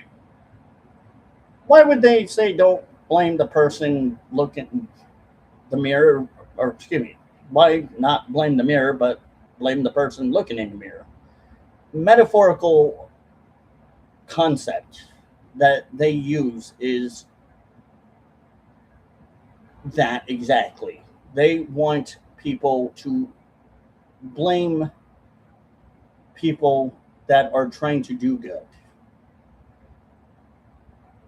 Don't blame us, meaning them, for being the cult and lying, deceiving, and being facetious, malicious, with facetious, malicious intent, but blame somebody else. Again, pay no attention to the man behind the curtain. It's obvious. They don't want us to blame them. They want to try to run away from the blame.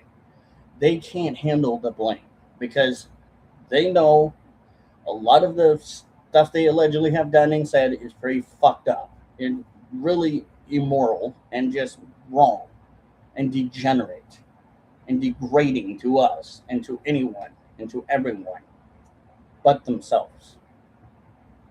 It's not really much of a big surprise. We're divided because of morality. You don't have any. The leftists do like to claim that we don't have morality, but we do. And we know that. We know that for sure. Because most people that are really good, decent people have morals. You're not born racist. You're taught to be racist. Just like you're not born a communist, socialist, or a capitalist. You're taught to be either one of those things. They are teaching the newer generation how to be just as gullible, stupid, and hateful, spiteful, and bigoted and misogynistic as they are. Because they think it's okay. It's fine and dandy to do. But it's not. Sorry. It's not okay. It's wrong on so many levels. And for all of you that are going to say, but abortion, because you've been indoctrinated by the white church because you're too stupid, sure.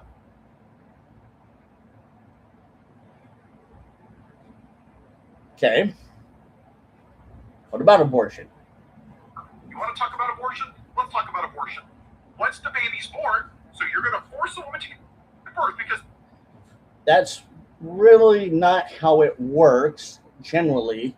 So the leftists obviously don't know about sexual education as much as they think they know about sex ed or anatomy and how things work. They don't. Life starts at conception, people. Just remember that. Not at a heartbeat, at conception. It takes a man to clap a woman's cheeks. It takes a man to put his hot dog in the woman's taco to create a child. It takes one person or two people to be responsible and say, if we were to have sex, there could be a chance that a pregnancy could possibly potentially occur. So either the man has to wear a condom, the woman has to either be on birth control or the pull-out game. Now, I'm going to be honest, and gentlemen, this is a honest to God truth. The pull-out game does not always work. As much as you would like to think that it works, it doesn't always work that way. It doesn't. So you can't always trust your pull-out game. So there are the other two options right there. This is important to show how stupid you are and how selfish you are. Typical leftist talking point. You don't care if the woman dies of sepsis. Again, a big talking point from a lot of the lefties, sepsis, because again, they don't know about doctorate degrees. Majority of them probably don't have a doctorate degree or don't know anything about, again, anatomy or how things work in the real world. They think that they know everything because they can Google shit really quickly. You can't always trust Google to be a reliable source. I'm just saying, you cannot always trust Google. I know people always will think, yeah, but Google has a lot of the answers. Yes. But again, it's kind of like an alleged algorithm. There's algorithms that are working. They're going to allegedly push things that aren't allegedly truth, but alleged narratives. They don't understand that, again, going back to what I just said way, way back earlier, there are very probably, I don't know by percentage,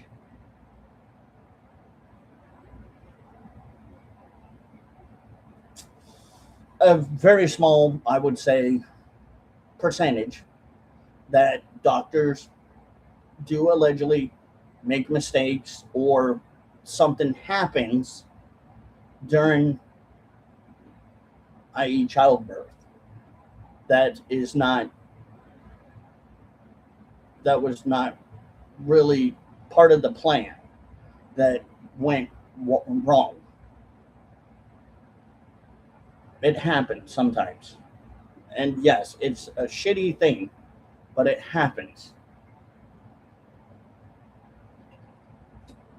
Does that mean that it's always the fault of conservatives? No.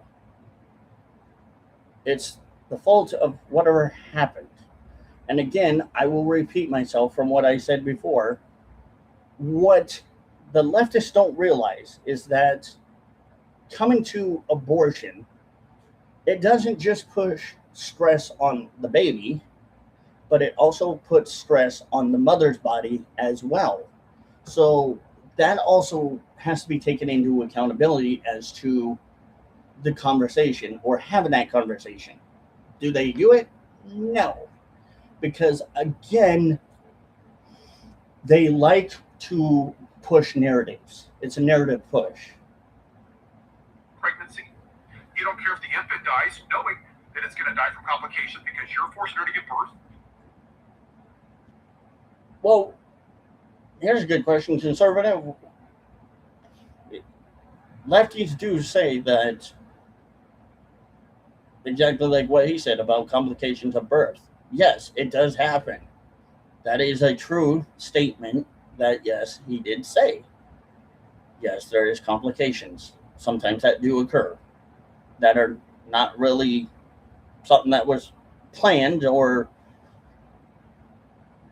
was expected to happen, but it happened, sadly, and things happen. It's called life.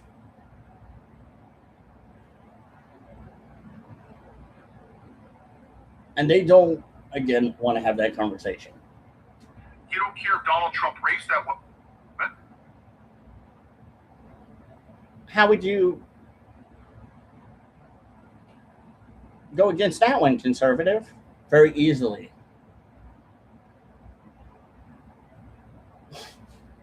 First and foremost, I got to be perfectly honest and clear here about this, and I want people to understand this. As much as it may peeve me hearing half of this hypocritical BS from these people, these rambling, babbling people that obviously don't have much of a brain capacity to think.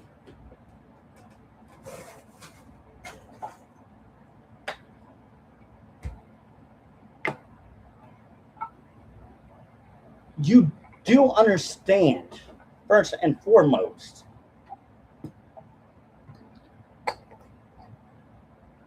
Trump isn't that kind of person.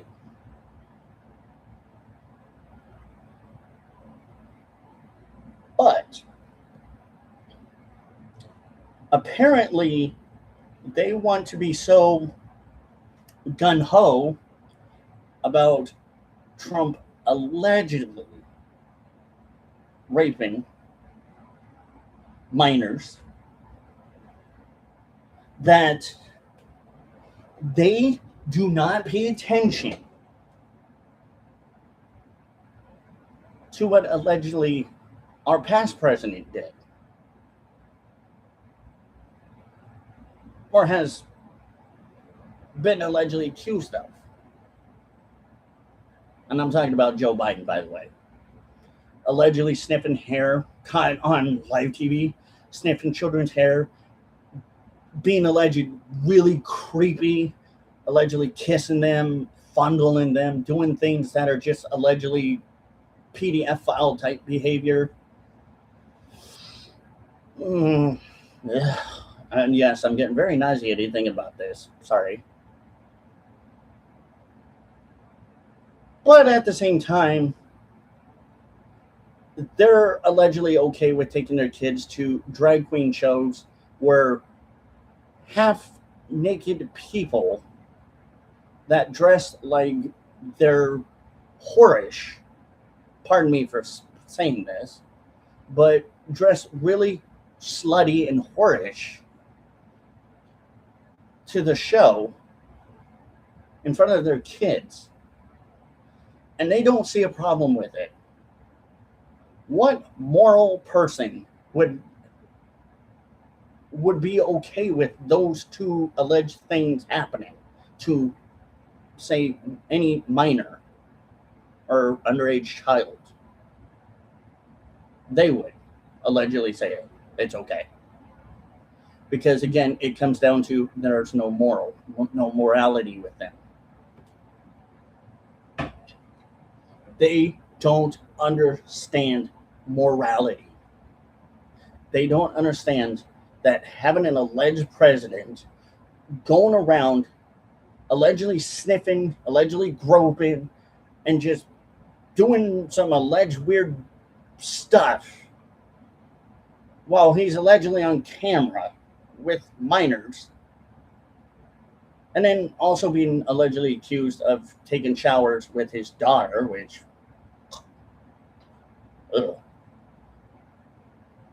somehow that's okay for them.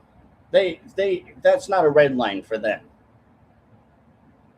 But we're supposed to be the ones that get called out for the allegations of Trump against Trump with no proof. Well, you can say that, but how do we know that allegedly Ashley Biden wasn't lying about what her father did? Because she would have walked it back already. She would have doubled down on it.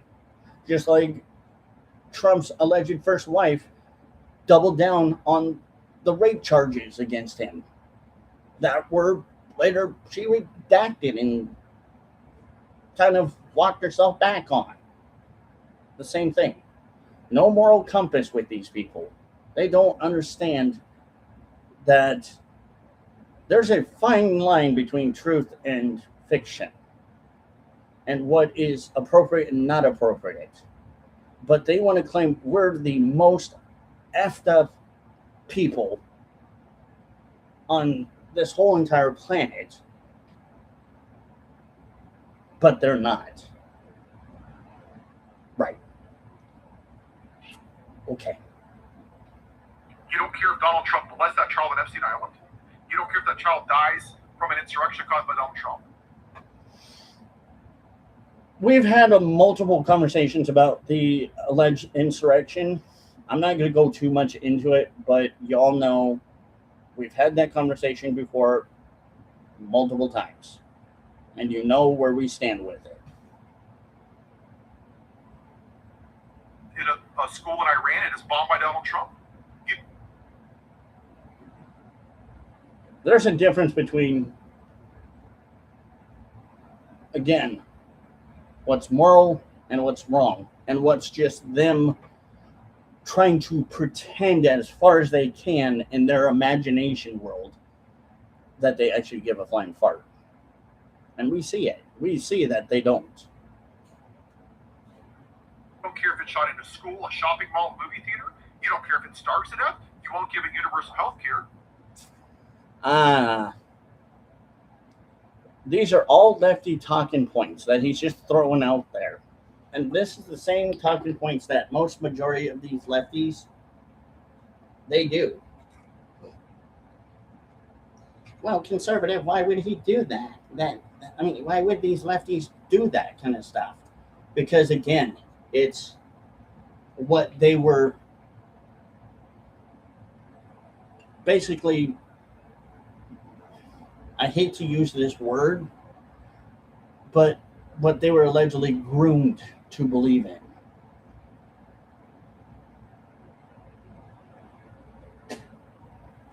They were believing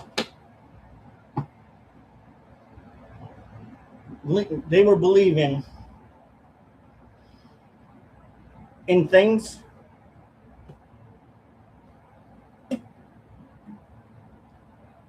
that they were conditioned, that they were allegedly groomed into believing,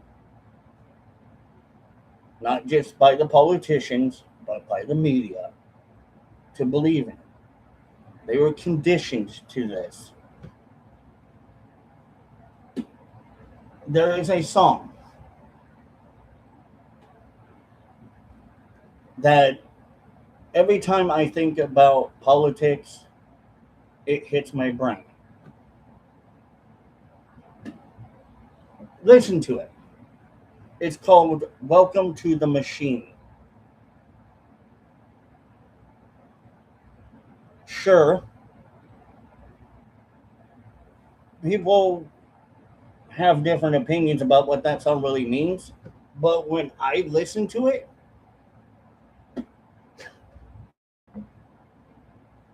what I hear is a bunch of, in my interpretation, of people stuck, like these leftists, in this cultish mentality based machine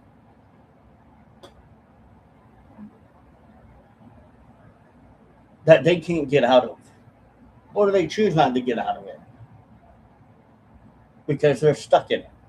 Because the machine is being fed.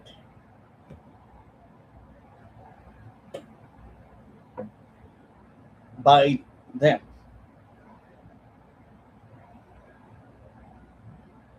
You know, and I know, right and wrong. They don't. Now, some people may say, well, that song's about the music industry. Sure. It may be that too. But there's multiple interpretations of how you see it. But that, when I listen to that song, that's how I interpret it as. These people that are the leftists, that are stuck in this cycle of continuous, redundant, perpetual brainwashing, narcissistic relationship, that the government, that the hierarchies, that People that were allegedly in like the group, the Bilderberg, Forest Grove, alleged Forest Grove, alleged Illuminati type societies have conditioned them to be, and now this is what they are. They are part of that machine. That no longer do they think like humans. No longer do they think outside the box or on their own. They're stuck within the walls because they chose to. You sure the hell won't help with housing. What exactly are you pro-life about? We all want to know. Good question. And most leftists will try to validate how they're purportedly and allegedly pro-life, but they don't give really good answers. So I will answer in my own sincere form of way. I'm against the alleged murder of unborn children, and I'm against not only that, but a woman having to go through that type of procedure, risk her life for doing such thing, for such alleged thing, because of a selfish act that supposedly wants to be done. I'm against that. I'm against alleged active school shooters. I think that should be something dealt with, but we shouldn't infringe on our Second Amendment. Well, then, conservative, here's a bigger question. Then, if you can't infringe the Second Amendment, how would you deal with that? Simple. Trained people that are either cops or teachers that were either military that still can actually handle using a weapon and having some of them carry it, that would be okay with it.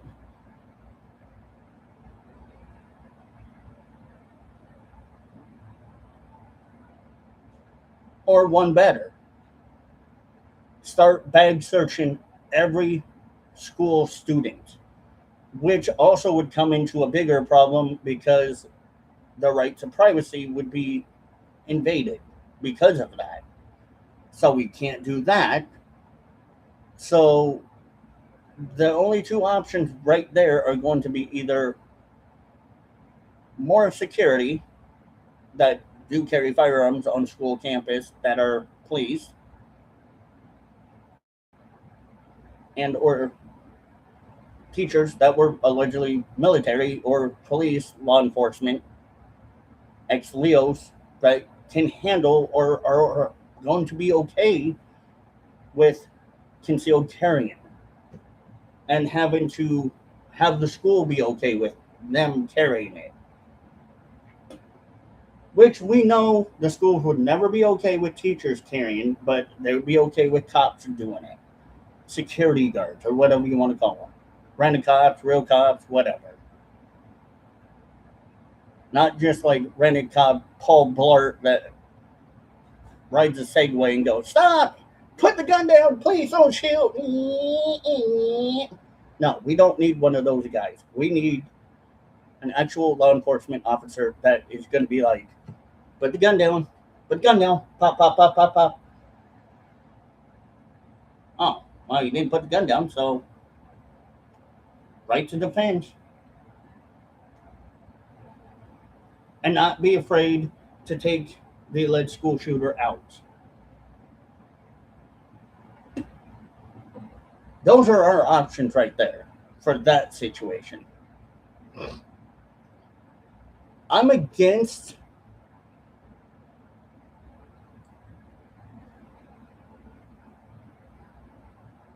people allegedly taking lives when it's not needed or at all. I'm against murder in any way, shape, or form. But if somebody like an alleged PDF file touches a child, hurts a child, then I think they deserve the needle legally. They deserve to be put down legally with the needle because I care more about life in general. And yes, I'm getting a little bit emotional because it's hard. It's hard to talk about this without getting emotional because these are people that don't deserve bad things to happen to them. Nobody deserves bad things to happen to them. Bad people deserve consequences for their action. Good people deserve rewards. If a dog does sit, stay, roll over, follows the orders, you give the dog a treat. If the dog is bad, you punish the dog. You punish the animal. Just like humans, but in a different form way. Somebody does wrong, you get punished. Somebody does good, the reward is feeling good. We want to know what you're pro-life because it sure feels like you're anti-abortion. Gee, I wonder why. And here's where the lefties don't ever understand this. Again, we'll go back to the consequences. Every action has a reaction. They think that having unprotected sex and then having a child and then not wanting that child by deleting allegedly that child makes everything okie dokie. No, it does not. That's taking a life. That's taking an innocent life. And again, let's go back to that other subject, the mother. Do they not understand that that kind of procedure does allegedly have risks involved? Probably not. I'm sure they probably look it up and they just skim through it like, it's okay. Oh, my friend Shirley had an alleged abortion about a week ago. It's fine. That's what they do. They don't read into the fine print of there is some very dangerous things that could happen that could allegedly be very life threatening to possibly very minimum. Like vaginal tissue being torn and being very tender and soft because of that procedure. They don't think about these things. They don't take into consideration that these things are very, good morning, Bradley, an issue. They don't take into consideration that abortion has risks.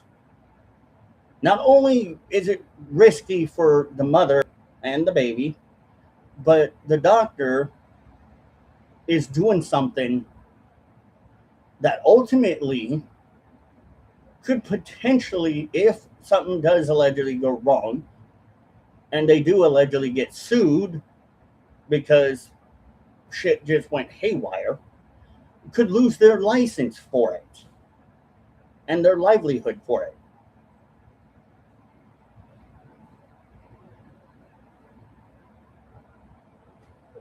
We'll talk about that later, Bradley.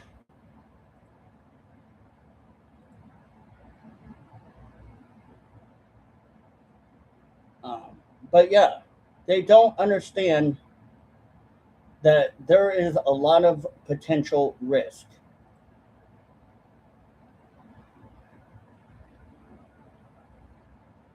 Now, is there any alleged benefits to abortion? No, none. None at all. I'm sorry, but there is none. There is no reward. There is, to me, nothing good that comes out of it. Nothing at all. Other than there's a lot of danger, potential danger that is involvement in abortion. That's maybe why we say we're against abortion. Maybe that's why true Christian MAGA, and again, I'm not Christian, I'm pagan. Even me as a pagan, are against abortion. Because there is a downfall to it. But you're too stupid to think about it. Why would the left say we're stupid, too stupid to think about it? Because obviously they want to justify it. They want it to be justifiable. They think that it should be okay. Because they don't think that actions have consequences, as usual. They want to partake in a certain act and not take responsibility for their actions, thus having a baby. Now, I'm not saying it's 100% the man's fault or the woman's fault. It's both. It takes two to tango. I'm not blaming one or the other. I'm saying it takes two to tango, and the two people have to consider their one financial situation, their living situation, and what is it going to take to actually take care of a child in the first place. Diapers, food, trying to make sure that that kid has some money in a bank account put away for their college or their intuition that they want to proceed in, or whatever lifestyle that they choose to proceed in regarding occupation wise or college wise or trade wise.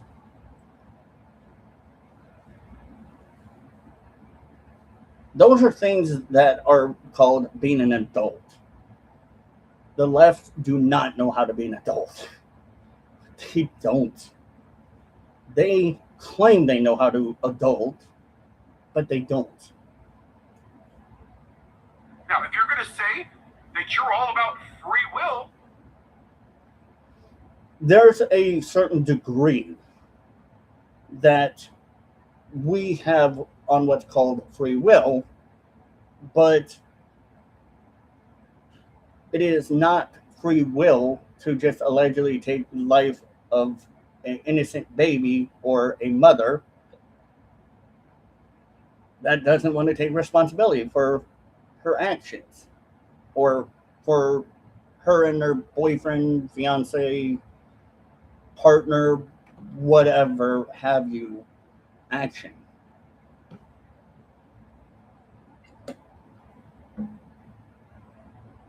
and you're taking away a woman's free will, that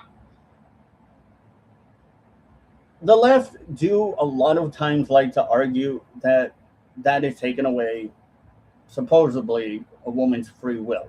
And that's not really what it is. What it is it's taken away the equation of alleged murder. It's taken away the fact that we're not going to harm something that is innocent, that really doesn't know why it's allegedly being killed in the first place or off in the first place, and then why um, the mother should have to go through something so horrific like that. We don't understand why. We're taking away those reasons. We're taking away those things because we don't see any real moral reason except it's immoral and it's unjustifiable. And it's actually wrong. It's, to me, it should be illegal to do such thing. Protect the innocent. Speak for those who can't speak up for themselves. That's what we do. Just like what Thor would want us to do. Speak up for those who can't speak for themselves. That's why I stand up and I say abortion is wrong. Because I'm standing up for those babies who can't speak for themselves. I'm speaking for those children, those innocent babies that are just growing, starting to grow inside the womb, inside the mother's belly, and don't have a voice for themselves by protecting and defending them, saying that we should defend them. Whether or not the woman wants to try to justify it, it's still immoral. It's still wrong. It's still something that should never be done. And that does have a lot of risks, more than rewards. That's why. That's why you're not people of faith.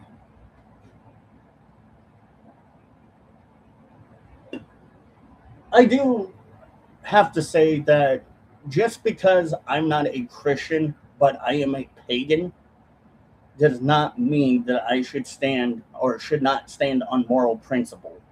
I should, as a human, I do stand on moral principle, but I will not stand for innocent lives allegedly being taken away.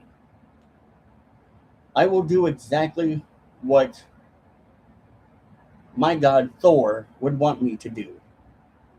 Stand on principle, stand on protecting the innocent, the ones who can't speak for themselves.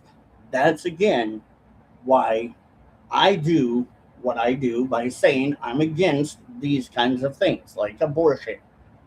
It is not moral, it is not right, and it's unacceptable. It is not free healthcare. It is not just something that you should willy nilly be okay with or go for. It's not like getting a tattoo. It's way much more than just getting a tattoo. Getting a tattoo takes time because you have to think about what you're getting and understand that that's going to be on your body until you have the money and you can top up the money to erase that tattoo. You can't just erase a human life like an alleged tattoo or a piece of dirt that's on your skin and just wipe it away. No, that's human life. That is something I will never be okay with, taking a human life, especially a baby like that. You're just religious zealots and pushing the white male patriarchy.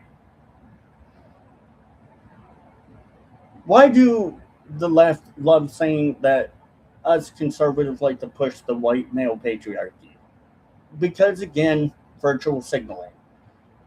Trying not to look misogynistic, trying to stand and align themselves with what they believe in because it's a buzzword.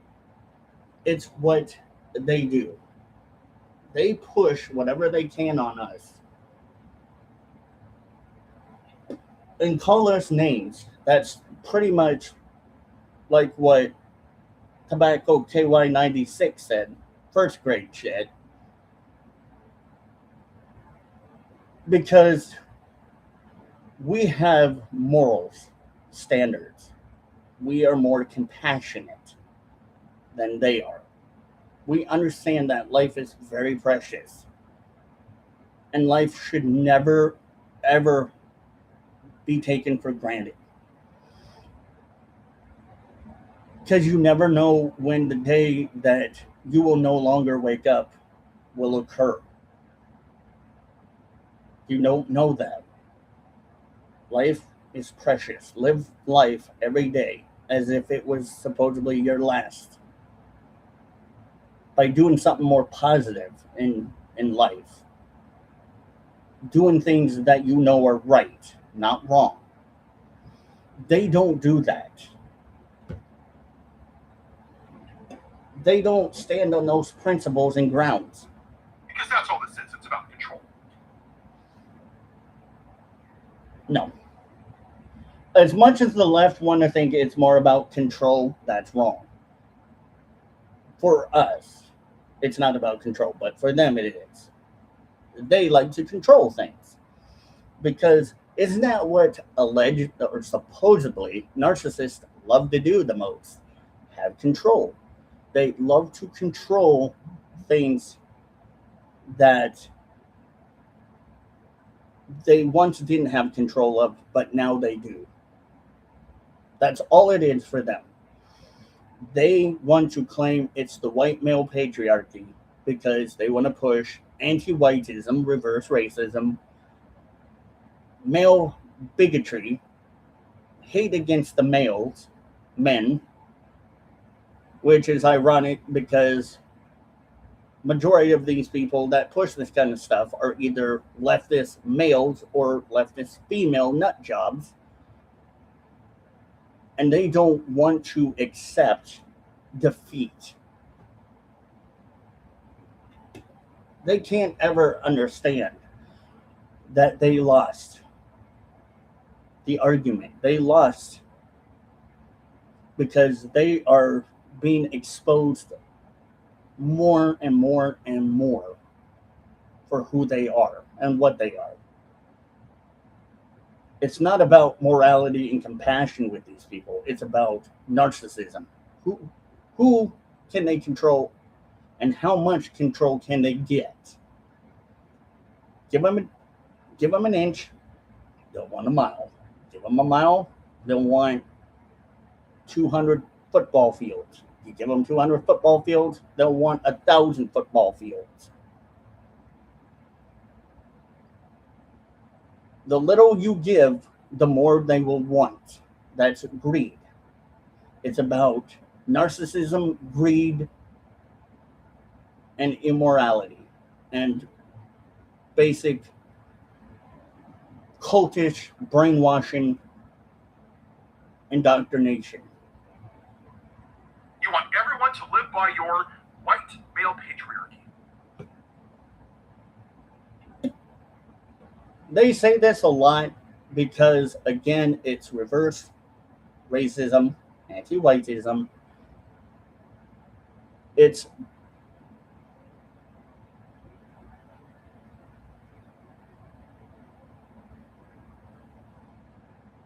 I don't know how or what technical definition for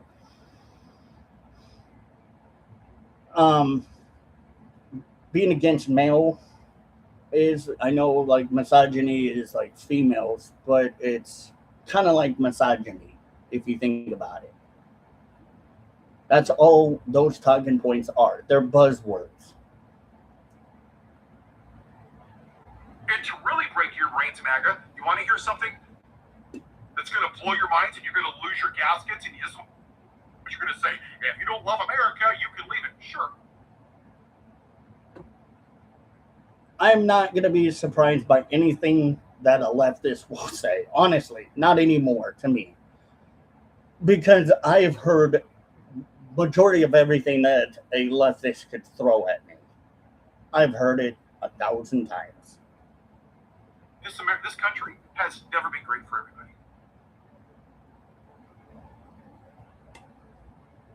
Yeah, see, that's where they're wrong.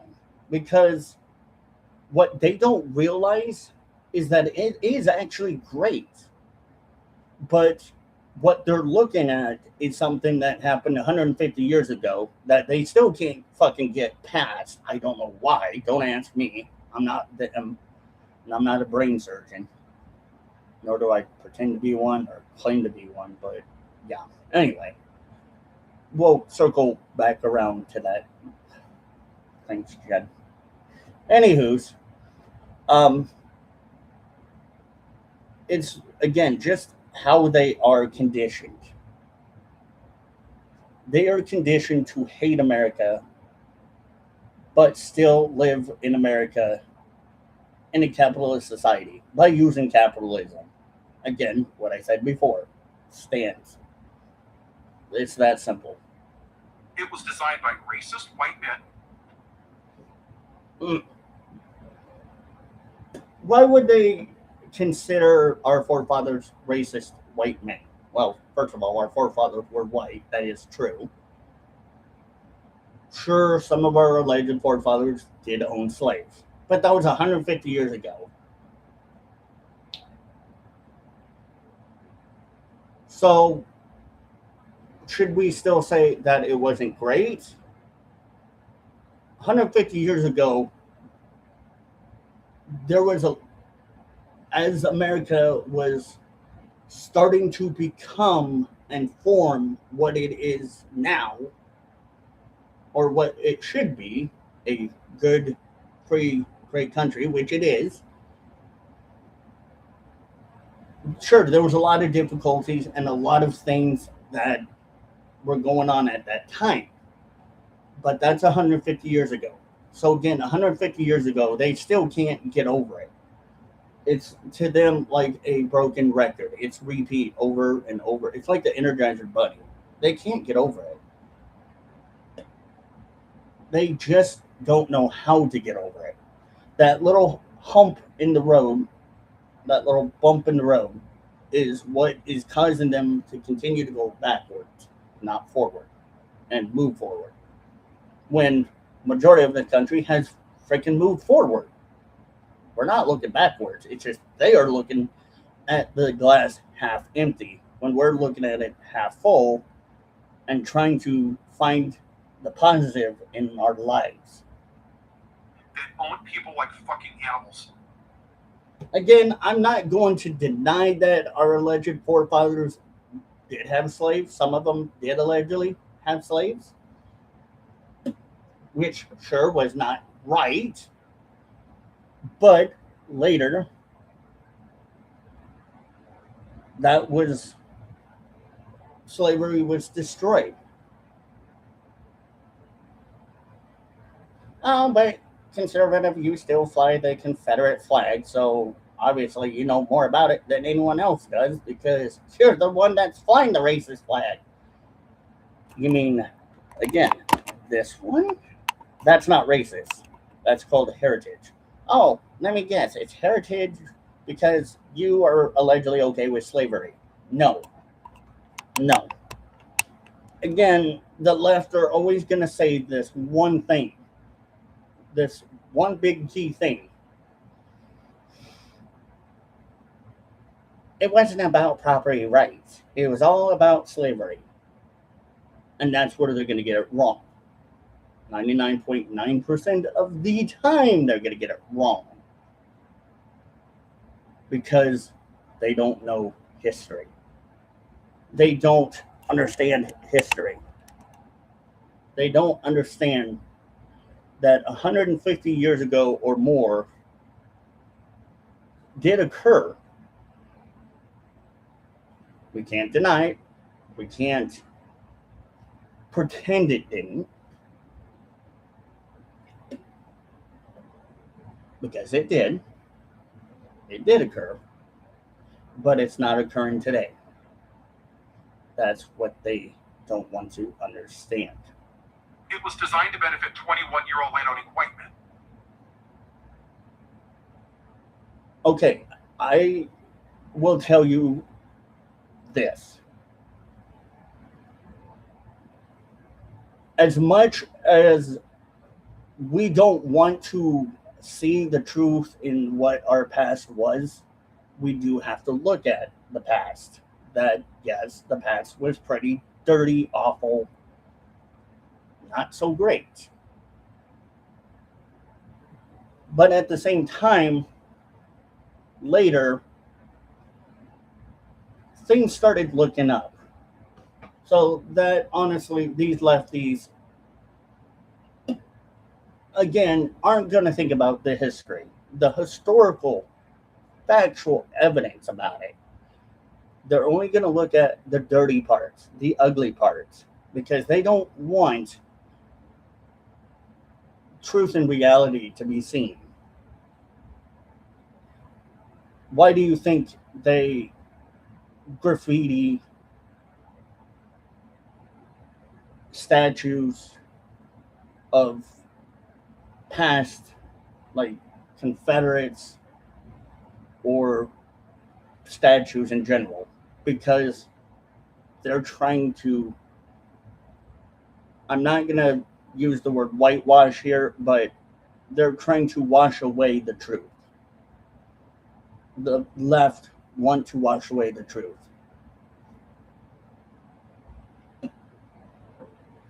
But in their way, yes, they're trying to whitewash history when we're trying to speak about it. When us conservatives know that history at one point in time did have a very nasty past. And we're not ignoring that. We're not excluding that in the conversation. But we're trying to move on and be more positive and have that positive outlook and that positive outreach and an outlet for people to understand that it's better. It's way better. We kidnapped black people and then threw their bodies in the ocean when they died on the trip over here. It's ironic that the left would always say this, because what the left don't realize, and what they always, again, and I'm going to use their word against them, whitewash, well, not even whitewash, but try to erase, is the fact that blacks, African Americans did allegedly murder each other. They're different tribes. And they also did allegedly capture, rape, and unalive other alleged African tribes and other African American people. The people that are here today, sure, there are some that are from like Ethiopia, Eritrea, Nigeria, other countries that are predominantly from Africa, but that are legal. Keyword, that are legal, and some that are coming over here illegally. But the black community that's here, that was born here, are not African American. They're black Americans. They're just Americans. And some of them get this confused as shit, because some of them think, well, because they're black, that automatically gives them the higher up hand and their ability to claim themselves as African American. They're black American, or they're American with maybe some African American descent.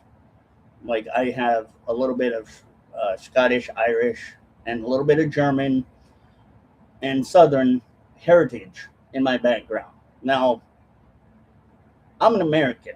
I'm born in Tennessee. I was raised in Tennessee. Yes, I have some Scottish, Irish, and German heritage because of my ancestors. But does that mean I should just 100% ignore every other part, the American part, and just claim that only? No. I should be American first. Yes, I am proud to have my heritage, Irish, Scottish, and German, and Southern, but I'm an American first and foremost, and I will always be. I'm not saying you shouldn't be proud of who you are or your heritage, or that you should not think about your heritage or whatnot have you. But if you're an American and you were born in America, you should be America first and foremost before anything else comes out. That's what these lefties don't understand. Then we murder Native Americans. Then we Same thing with the Native Americans, with the African Americans. No different. There's no difference there. Asians in internment camps. So don't tell me Same thing with the Asians. this is a great fucking nation because it hasn't been. Well, here's the problem.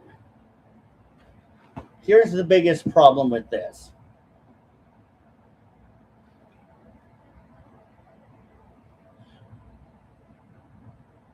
Is it really our issue now, or is it an issue that was a long time ago and they just, again, don't want to get over it?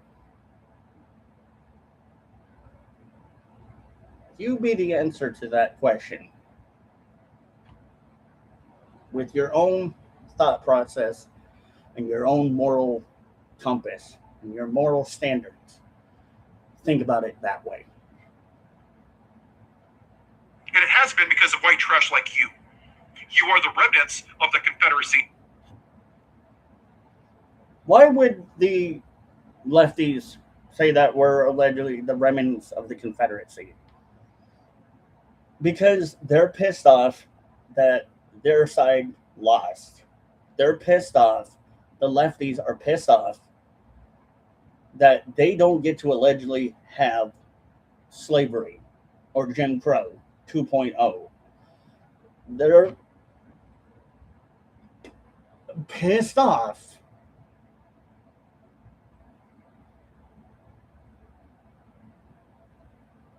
that they got their asses handed to them during the Civil War, because to them it was all about slavery, but to others that fought in the Confederate battle, it was about land rights. Remember, the rich were the only ones that were able to own slaves. The middle class and the low class were not able to, unless it was handed down to them or they could afford it by buying them. Therefore, it's just a buzzword, word salad talking point. They're pissed off, throwing temper tantrums because they know that they are exactly like the Dixiecrats. It's the Dixiecrats 2.0. And I am, yes, a person that flies the flag proudly. Yes, I do possibly have family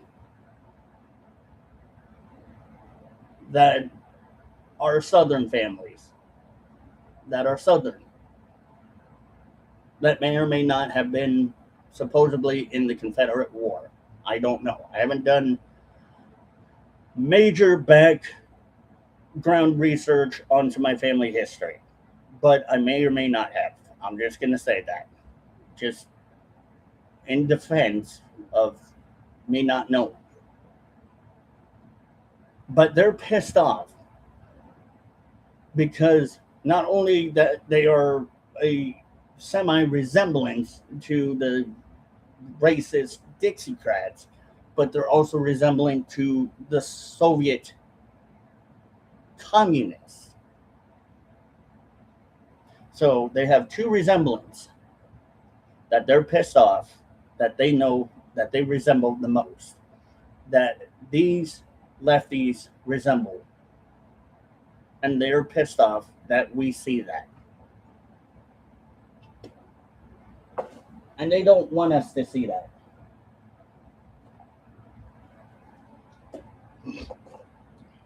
They don't want us to know that. And damn this country for not punishing you white trash MAGA. Conservative, why would the lefties say, damn this country for not punishing y'all?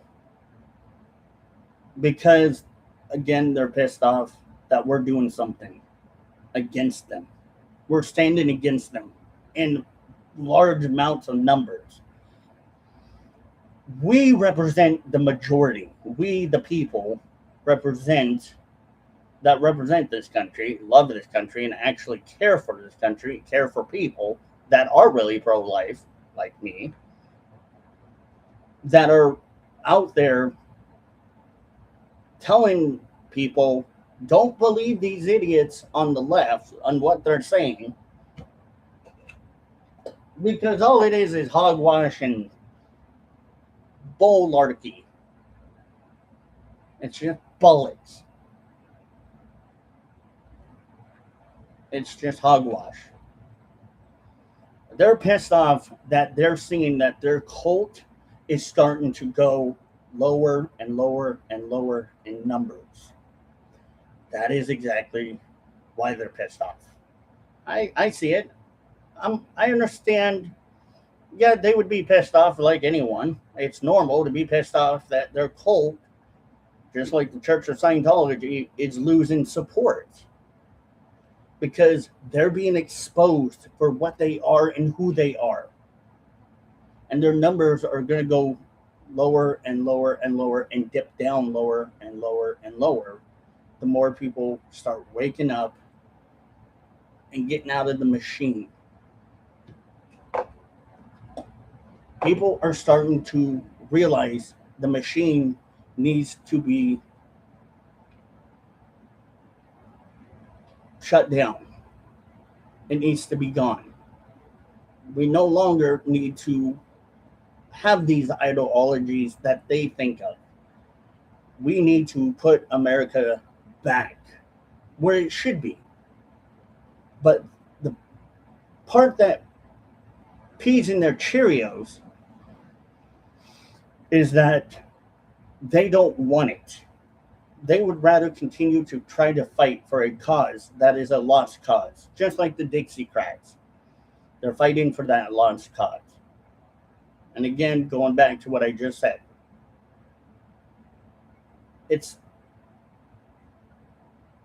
they're pushing their narrative because they're deflecting what they are, the resemblance of the Dixiecrat, the Confederate Dixiecrats, the Dixiecrats that were bad Confederates, that were bad people, that were very awful, awful people. And people are starting to realize what they are. Back then. We might have won the battle, but they won the war because they're still around. Why would they say that? Why would leftists say that America won the battle, but we won the war?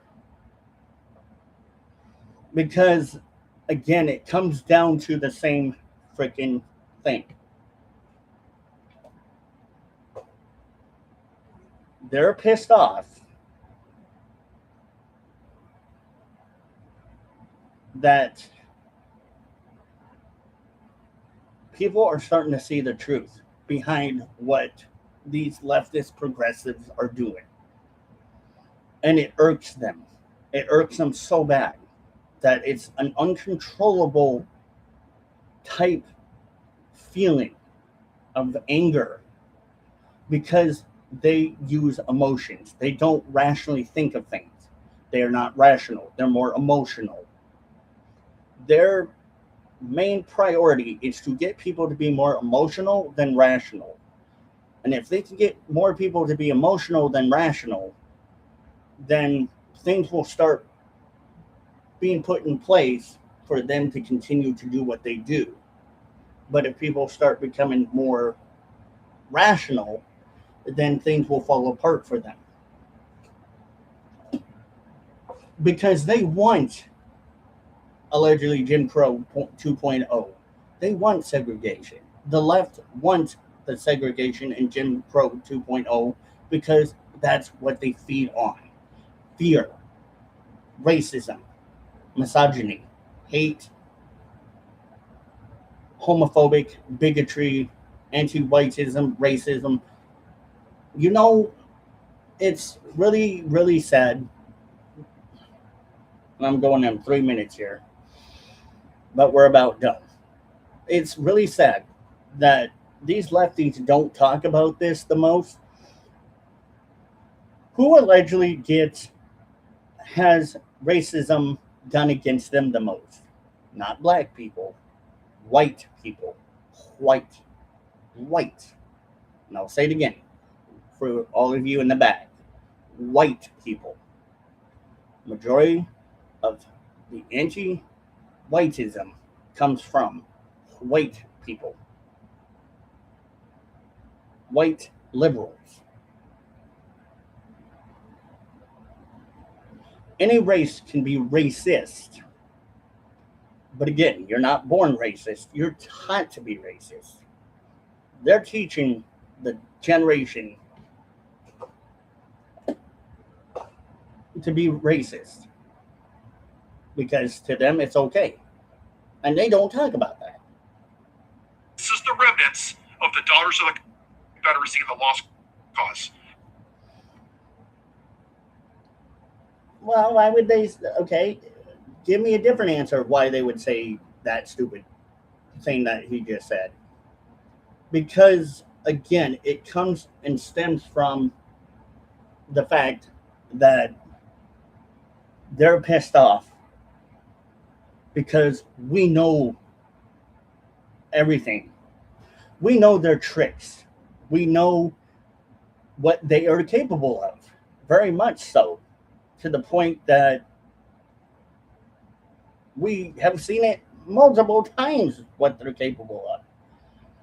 And then they try to run and hide and allegedly push the evidence metaphorically under the rug so that nobody thinks to look to where it is.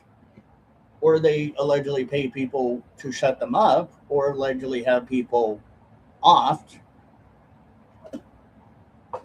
to shut them up because they don't want truth being pushed out there.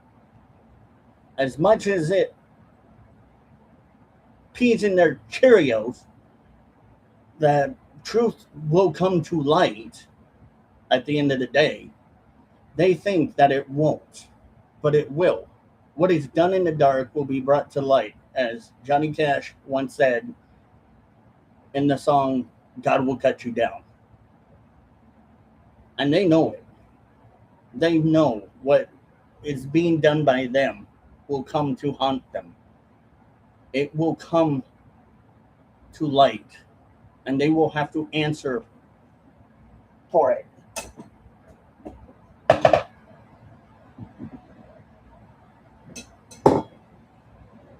Sorry. Trying to push my footstool back. But yeah, that's why. They just don't want everything that they've done to come back to bite them in the butt. And they're doing everything they can to get away from it. And they're trying to get away from that responsibility, which they know it's on them. In the words of Macbeth, damn these bloody hands. Damn these bloody hands. But I say, no. Yes, I say to you, I come not to weep over Caesar, but I come to bury Caesar. And bury Caesar I have done. but also give unto Caesar what is Caesar. Think about that. And they went from white hoods to red hats. Why would the leftists say it went from white hoods to red hats? Because again, they're trying to perpetuate how not racist we are, but they are, by hiding the fact that they're the ones that allegedly were okay with the white hoods. But they're also trying to justify their actions and their hate and bigotry. They're trying to justify every freaking thing they can do just with stupid words. Or by allegedly having their people say, they're okay. Let them do whatever the frick they want. No, no, it's not okay. And again, it's not just going to take me to metaphorically bury Caesar, people. You all have to help me by speaking out against these people to metaphorically bury Caesar. If you want Caesar buried, then we got to do it. If we want socialism gone, communism gone, which is Caesar, then we got to bury it. We got to get rid of it. We got to stop it. And as hard as it is for us to do, just because it's easier said than done, it takes time and more effort from all of us to bury Caesar. And to do this, to put these people in their place by telling them this is wrong. This is unjustifiable. There is no good that will come out of this. But some may not listen. That's okay. Try to reach the people that will listen. So all this is really about, when you break it down, it always comes back to that. Christian nation? Really?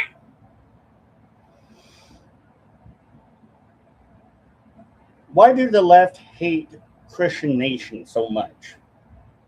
And, well, another good question I've also been asked is, well, conservative, you're pagan, so why don't you hate Christian? I'll answer those two questions. First, why they hate Christian nations. They hate Christians because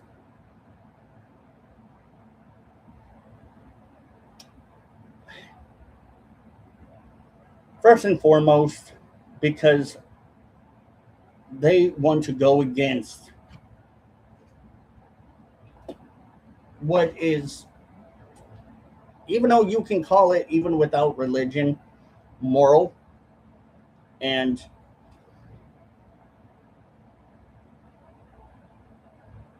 things that they don't understand or have, which is proper, decent thinking capacity. Christians, and this is why, now I'll come to my answer of why I don't hate Christians. Because good Christians, not every Christian is a bad Christian, but the good Christians, and this is why I don't hate good Christians. I dislike good Christians. I don't dislike Christians, good Christians, or Christians that agree and have the same thought process that I do, because they are like, not just because they're like me, but they think the same way that I do. They think about life. They think about what is important by using their teachings, by using the Bible to teach what is right, wrong, moral compassion, what is free will, what is right, what is wrong, what is their God say that is right and wrong in the eyes of their God, which kind of the same way that my gods and goddesses think to a certain technical degree, that should not be allowed. like abortion, like, say, murder. They're against it. Good, moral, conservative Christians stand on principle and ground, and they don't hold back. They will keep that to the end. And that is why I am okay with good, decent Christians. Because I don't have to believe in what they believe in to agree with them. It's just knowing what is right and wrong. Owning black people. Well, but he just said owning black people. That was 100. That slavery was even before America was created. By the way, let's be honest. There was slavery in Egypt. The Bible actually talks about that. When you look at the Bible in Moses, where Moses goes to talk to the Pharaoh, and because Moses had a speech impediment, Moses did, I think, speak a little bit, but mostly Moses' brother Aaron did a lot more of the speaking. But when Moses came and told Pharaoh, "Let my people go," and Moses kept getting denied, he went to God and said, "God, what do I do, Lord? Lord, what do I do? I'm trying to free your people. I'm trying." And God said, "Show them. Show them who I am. Show them." And Moses would come back, put his staff in the water, and the water would appear to be bloody. And Moses would do things that Pharaoh thought was just cheap magician tricks. But it was more proof to them, to Moses and Aaron, that God existed, that it was God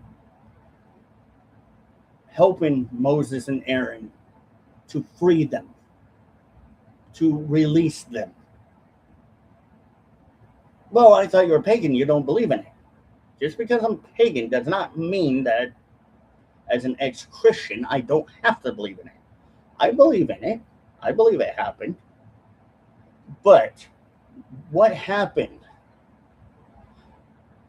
The waters ran with blood. There was insects. There was disease. The newborns were allegedly killed. Oh, so the Bible does allegedly condemn death. Well, if you want to think about it, God was technically punishing the Pharaoh's people and Pharaoh himself for what Pharaoh was doing by trying to show that you don't play with that kind of stuff. You do not go against God. You don't go against him. You don't take his people and enslave them. And when God brings one of his people forward to free them, you don't deny him of that. You let them go. And God was pissed, probably more than likely. But he still allegedly killed the younglings. But you also remember Pharaoh's son, who was very young at that time, did die. Exactly my point, conservative.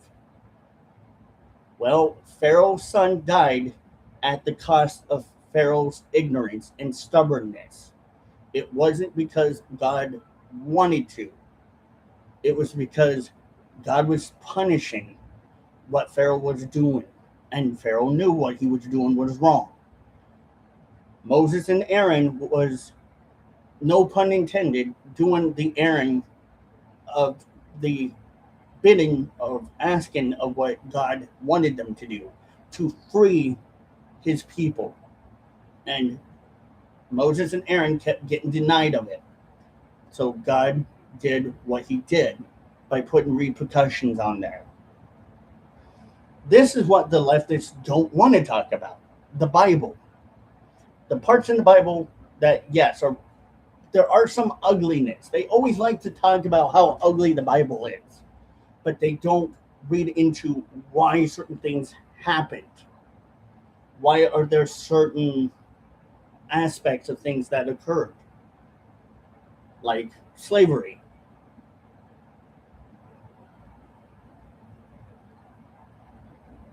Well,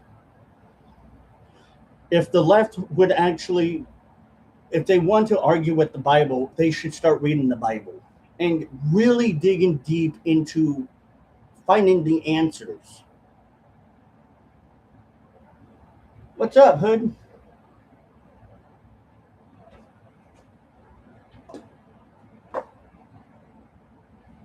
Or who? Who? What's up, bro? They should look into the answers by reading the Bible a little bit more thoroughly, because they don't want to read the Bible. That's the leftist issue right there. Is that they want to argue by trying to use the Bible, even though majority of them probably don't believe in the Bible. They try to make the piss poor argument with it. It's kind of sad if you really think about this. That's a piss poor argument. Putting them in trees, putting chains on them, whooping. Okay, black people, African Americans did get whipped, beat, and chained, not just by white people, but even by their own and other people that were African Americans of that same race. So it doesn't seem like they have a big problem trying to argue about equality, but they have an issue with trying to factually argue where equality starts and ends, or if it ever does have an end to it. And they can't argue that. And it's a piss poor take on it. Because their argument right there is, oh, black people were whipped and chained, and it was all white people's fault. Again, history. Just like they don't read the Bible, they don't read history. It's simple. Yep. Salt in their wounds. Wow. God bless America, home of the brave. Conservative, how do you feel when leftists do that kind of act and say those kind of things? To a fair point in judgment, they have a right to feel the way they want to, whether I agree with it or not. But that's not the biggest issue. Then what is the issue? My issue is where morality starts and ends. So where does the moral compass start? Well, it starts with knowing truth, and it ends with just using your feelings. And there's no way that you can argue, well, I'm going to use a better terminology.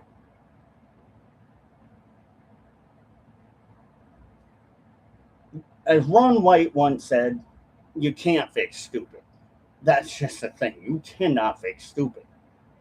As much as we want to fix stupid, we can't fix stupid. We can't.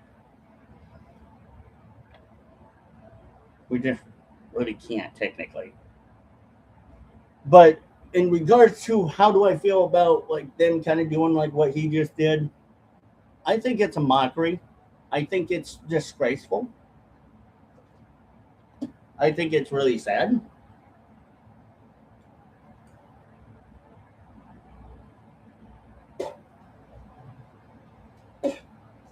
I think it's, to me, honestly,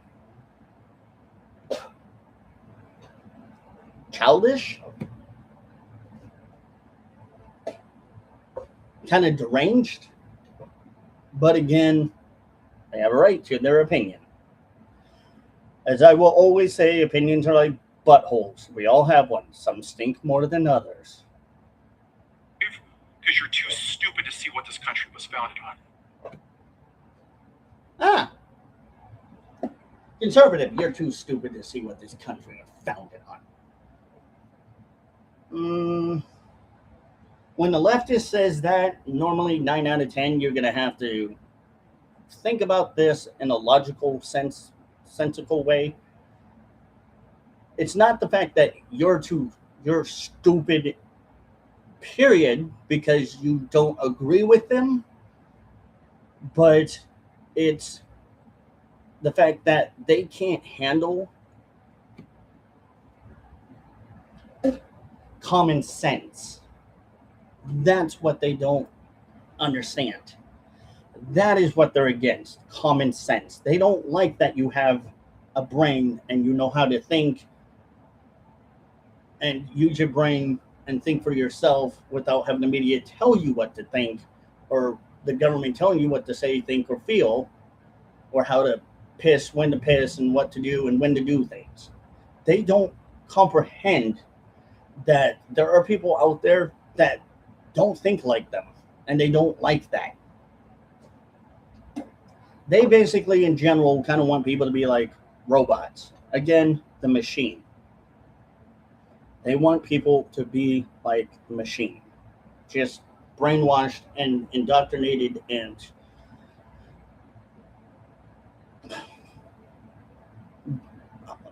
groomed into this type of behavior. This is nonsensical behavior that is pretty much redundant. We hear it every time that they speak. This is how they hold themselves. Not with accountability, not with truth, logic, and common sense and thinking. They just want people to be dummied down, just like them. How it was built, how it was designed. Now, you want to make this country great? Not have socialism. That's my opinion. We can make this country great by not allowing socialism or liberalism be allowed to be in office. There we go. That's a great common sense right there of how to start to make our country great. Not allow these communists or these Democrats that are allegedly communistic, socialistic in office by telling them, get the fuck out of here with that shit. Get out of here with that bullshit. Go to Russia, go to North Korea, take that shit over there. They'll love you. They'll be really proud of you for it. But here, no. This is what the left don't want to have that conversation for, because they don't see this as truth of what I'm saying. They see this as just brainwashed MAGA talking points, which is really cute that they can say that. But that's a digression and a deflection in all in itself, rolled into a whole new conversation. Then admit what this country really is. What, not racist? Yeah, this country is sure fuck not racist, right? I mean, good God. Anybody could go outside right now, wave hi to their neighbor, and definitely not have to fear that one. Because, hell, we're not in Jim Crow 2.0 or back in fucking Civil War times. Again, like I said, the leftists are the remnants of the Dixiecrats in general. And they do not want to be told that. They don't want it to be exposed. It's like a little secret to them. It's so secretive. I don't know why, but it is to them. Why don't you go find a fucking moral compass, MAGA? That's really cute. When the lefties like to say, go find a fucking moral compass, MAGA, it just tells me, obviously, one to two things. That they want us to be just as dumb as they are, and be as gullible as they are, and be brainwashed and seasoned or groomed into their cultish type cult, because we think more. We have a more thinking process here. We stand on business. We stand on morality. They don't. They want us to try to think like them because, again, welcome, my son, welcome to the machine. That's all it is. It's the machine. That's all they are part of. And that's all they know how to be and all they know what to be.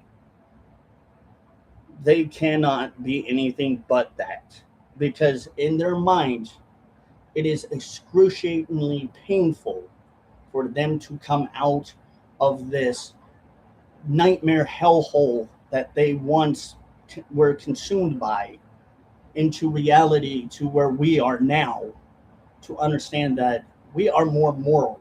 We have moralities. They don't. The machine and the people that are stuck in the machine don't have that type of ability to think that way or see it differently than they do. They can't handle people that disagree with them or that are in a different opposition than they are. They would rather have the opposition basically be allegedly eliminated if that was a choice that they could have. I would suspect that that would be their alleged choice and preference for all of us that are thinking the way that I do. Because they don't like us. Maybe go find one on eBay. Go find one from one of those radical left libtards that have empathy and sympathy. Why would the left say that they have empathy and sympathy, but claim we don't? Because here's why. For many multiple reasons, they want to elude people into thinking that they are very moral and empathetic and sympathetic. But they aren't. Why? Because they never have given a fuck about anyone but themselves and feed the machine over and over again. It's all about what the liberal media industrial complex will tell them to do. They will be like, yes, daddy, okay, daddy. They will follow the hierarchy orders to a T because that is how dumb they are. They have been dumbed down enough that they don't feel that we are morally empathetic or sympathetic, which we are. We are very moral and empathetic and sympathetic people. I am, of course. But when it comes down to empathy and sympathy, they don't show it. All they show is irrational anger and unjust, alleged violent acts or thoughts of act of violence and hate and aggression and suppression to people that think opposite of them. They use the word white silence is complicit or compliance, which in that terminology, you want to go for what is really white silence. White silence is basically they want white people to shut the fuck up and deal with whatever happens.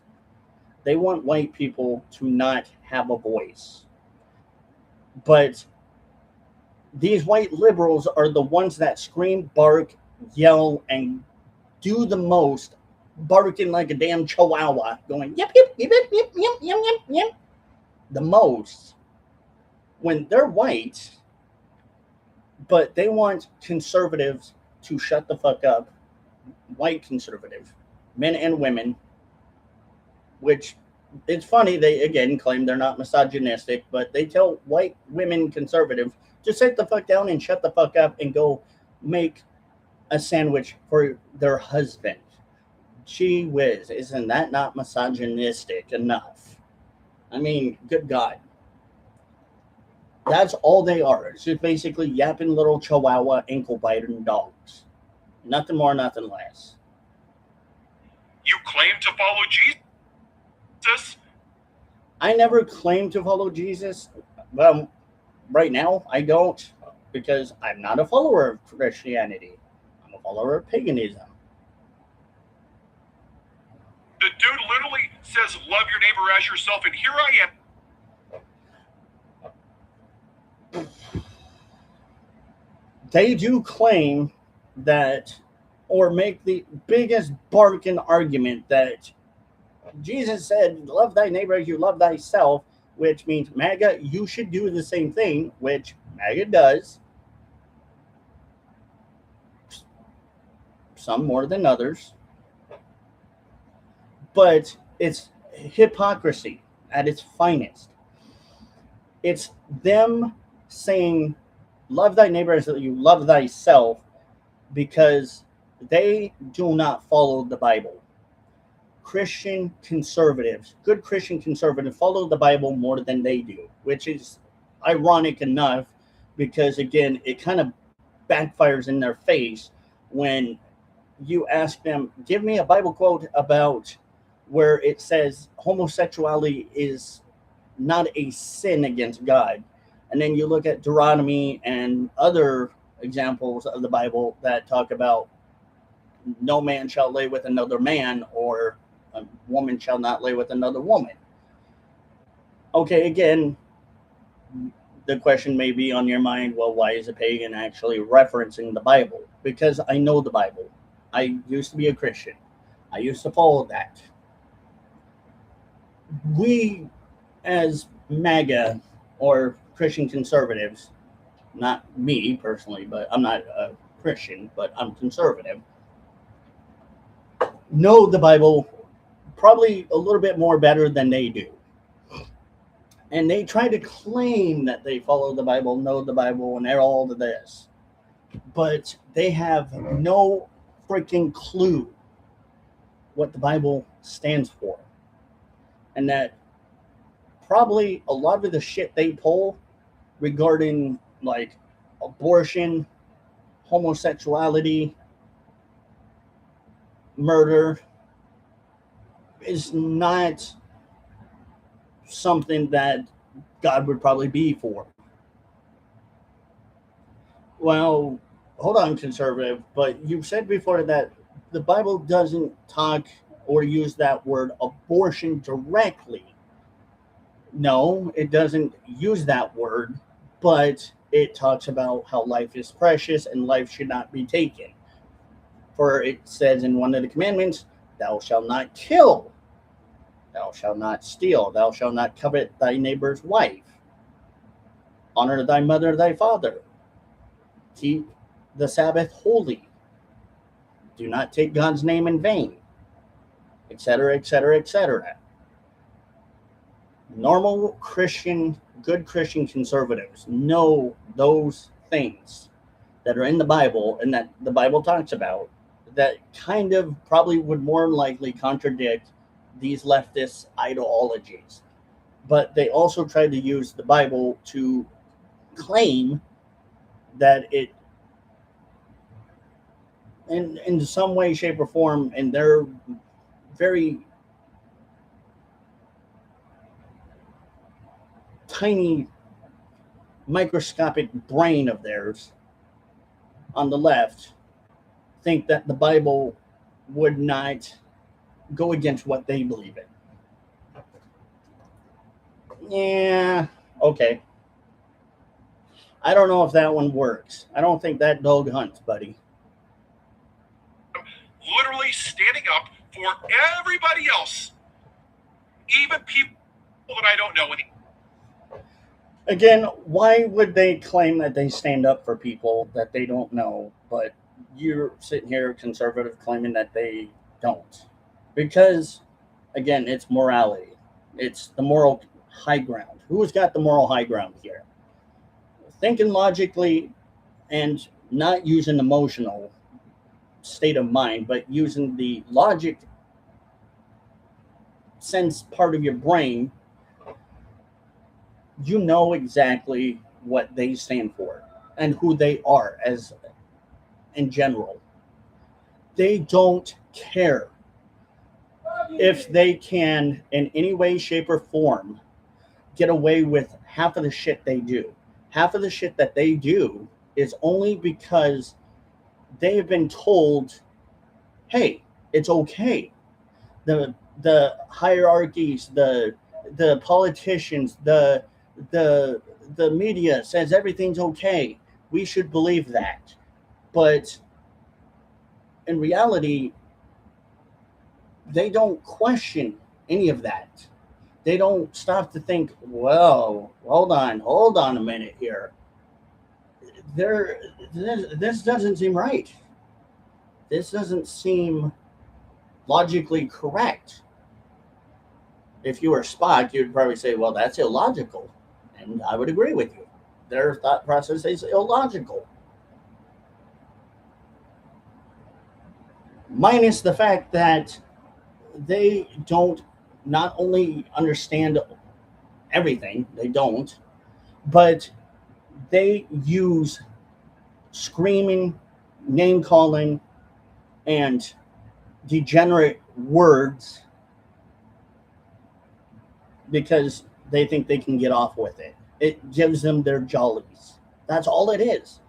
It's not about logical, factual information for them. It's about how can they get their jollies off and show how triggered they are by screaming, yelling, and name calling people and saying, you're evil, you're like Hitler, you're this, that, and the other. Nah, nah, nah, nah.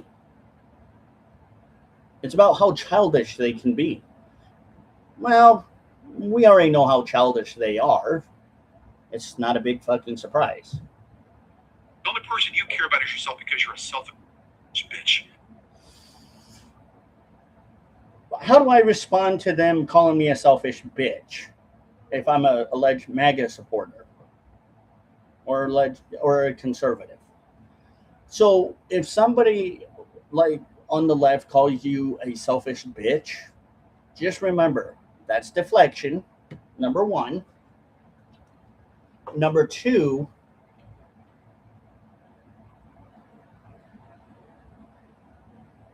this is what, again, we know them to be childish.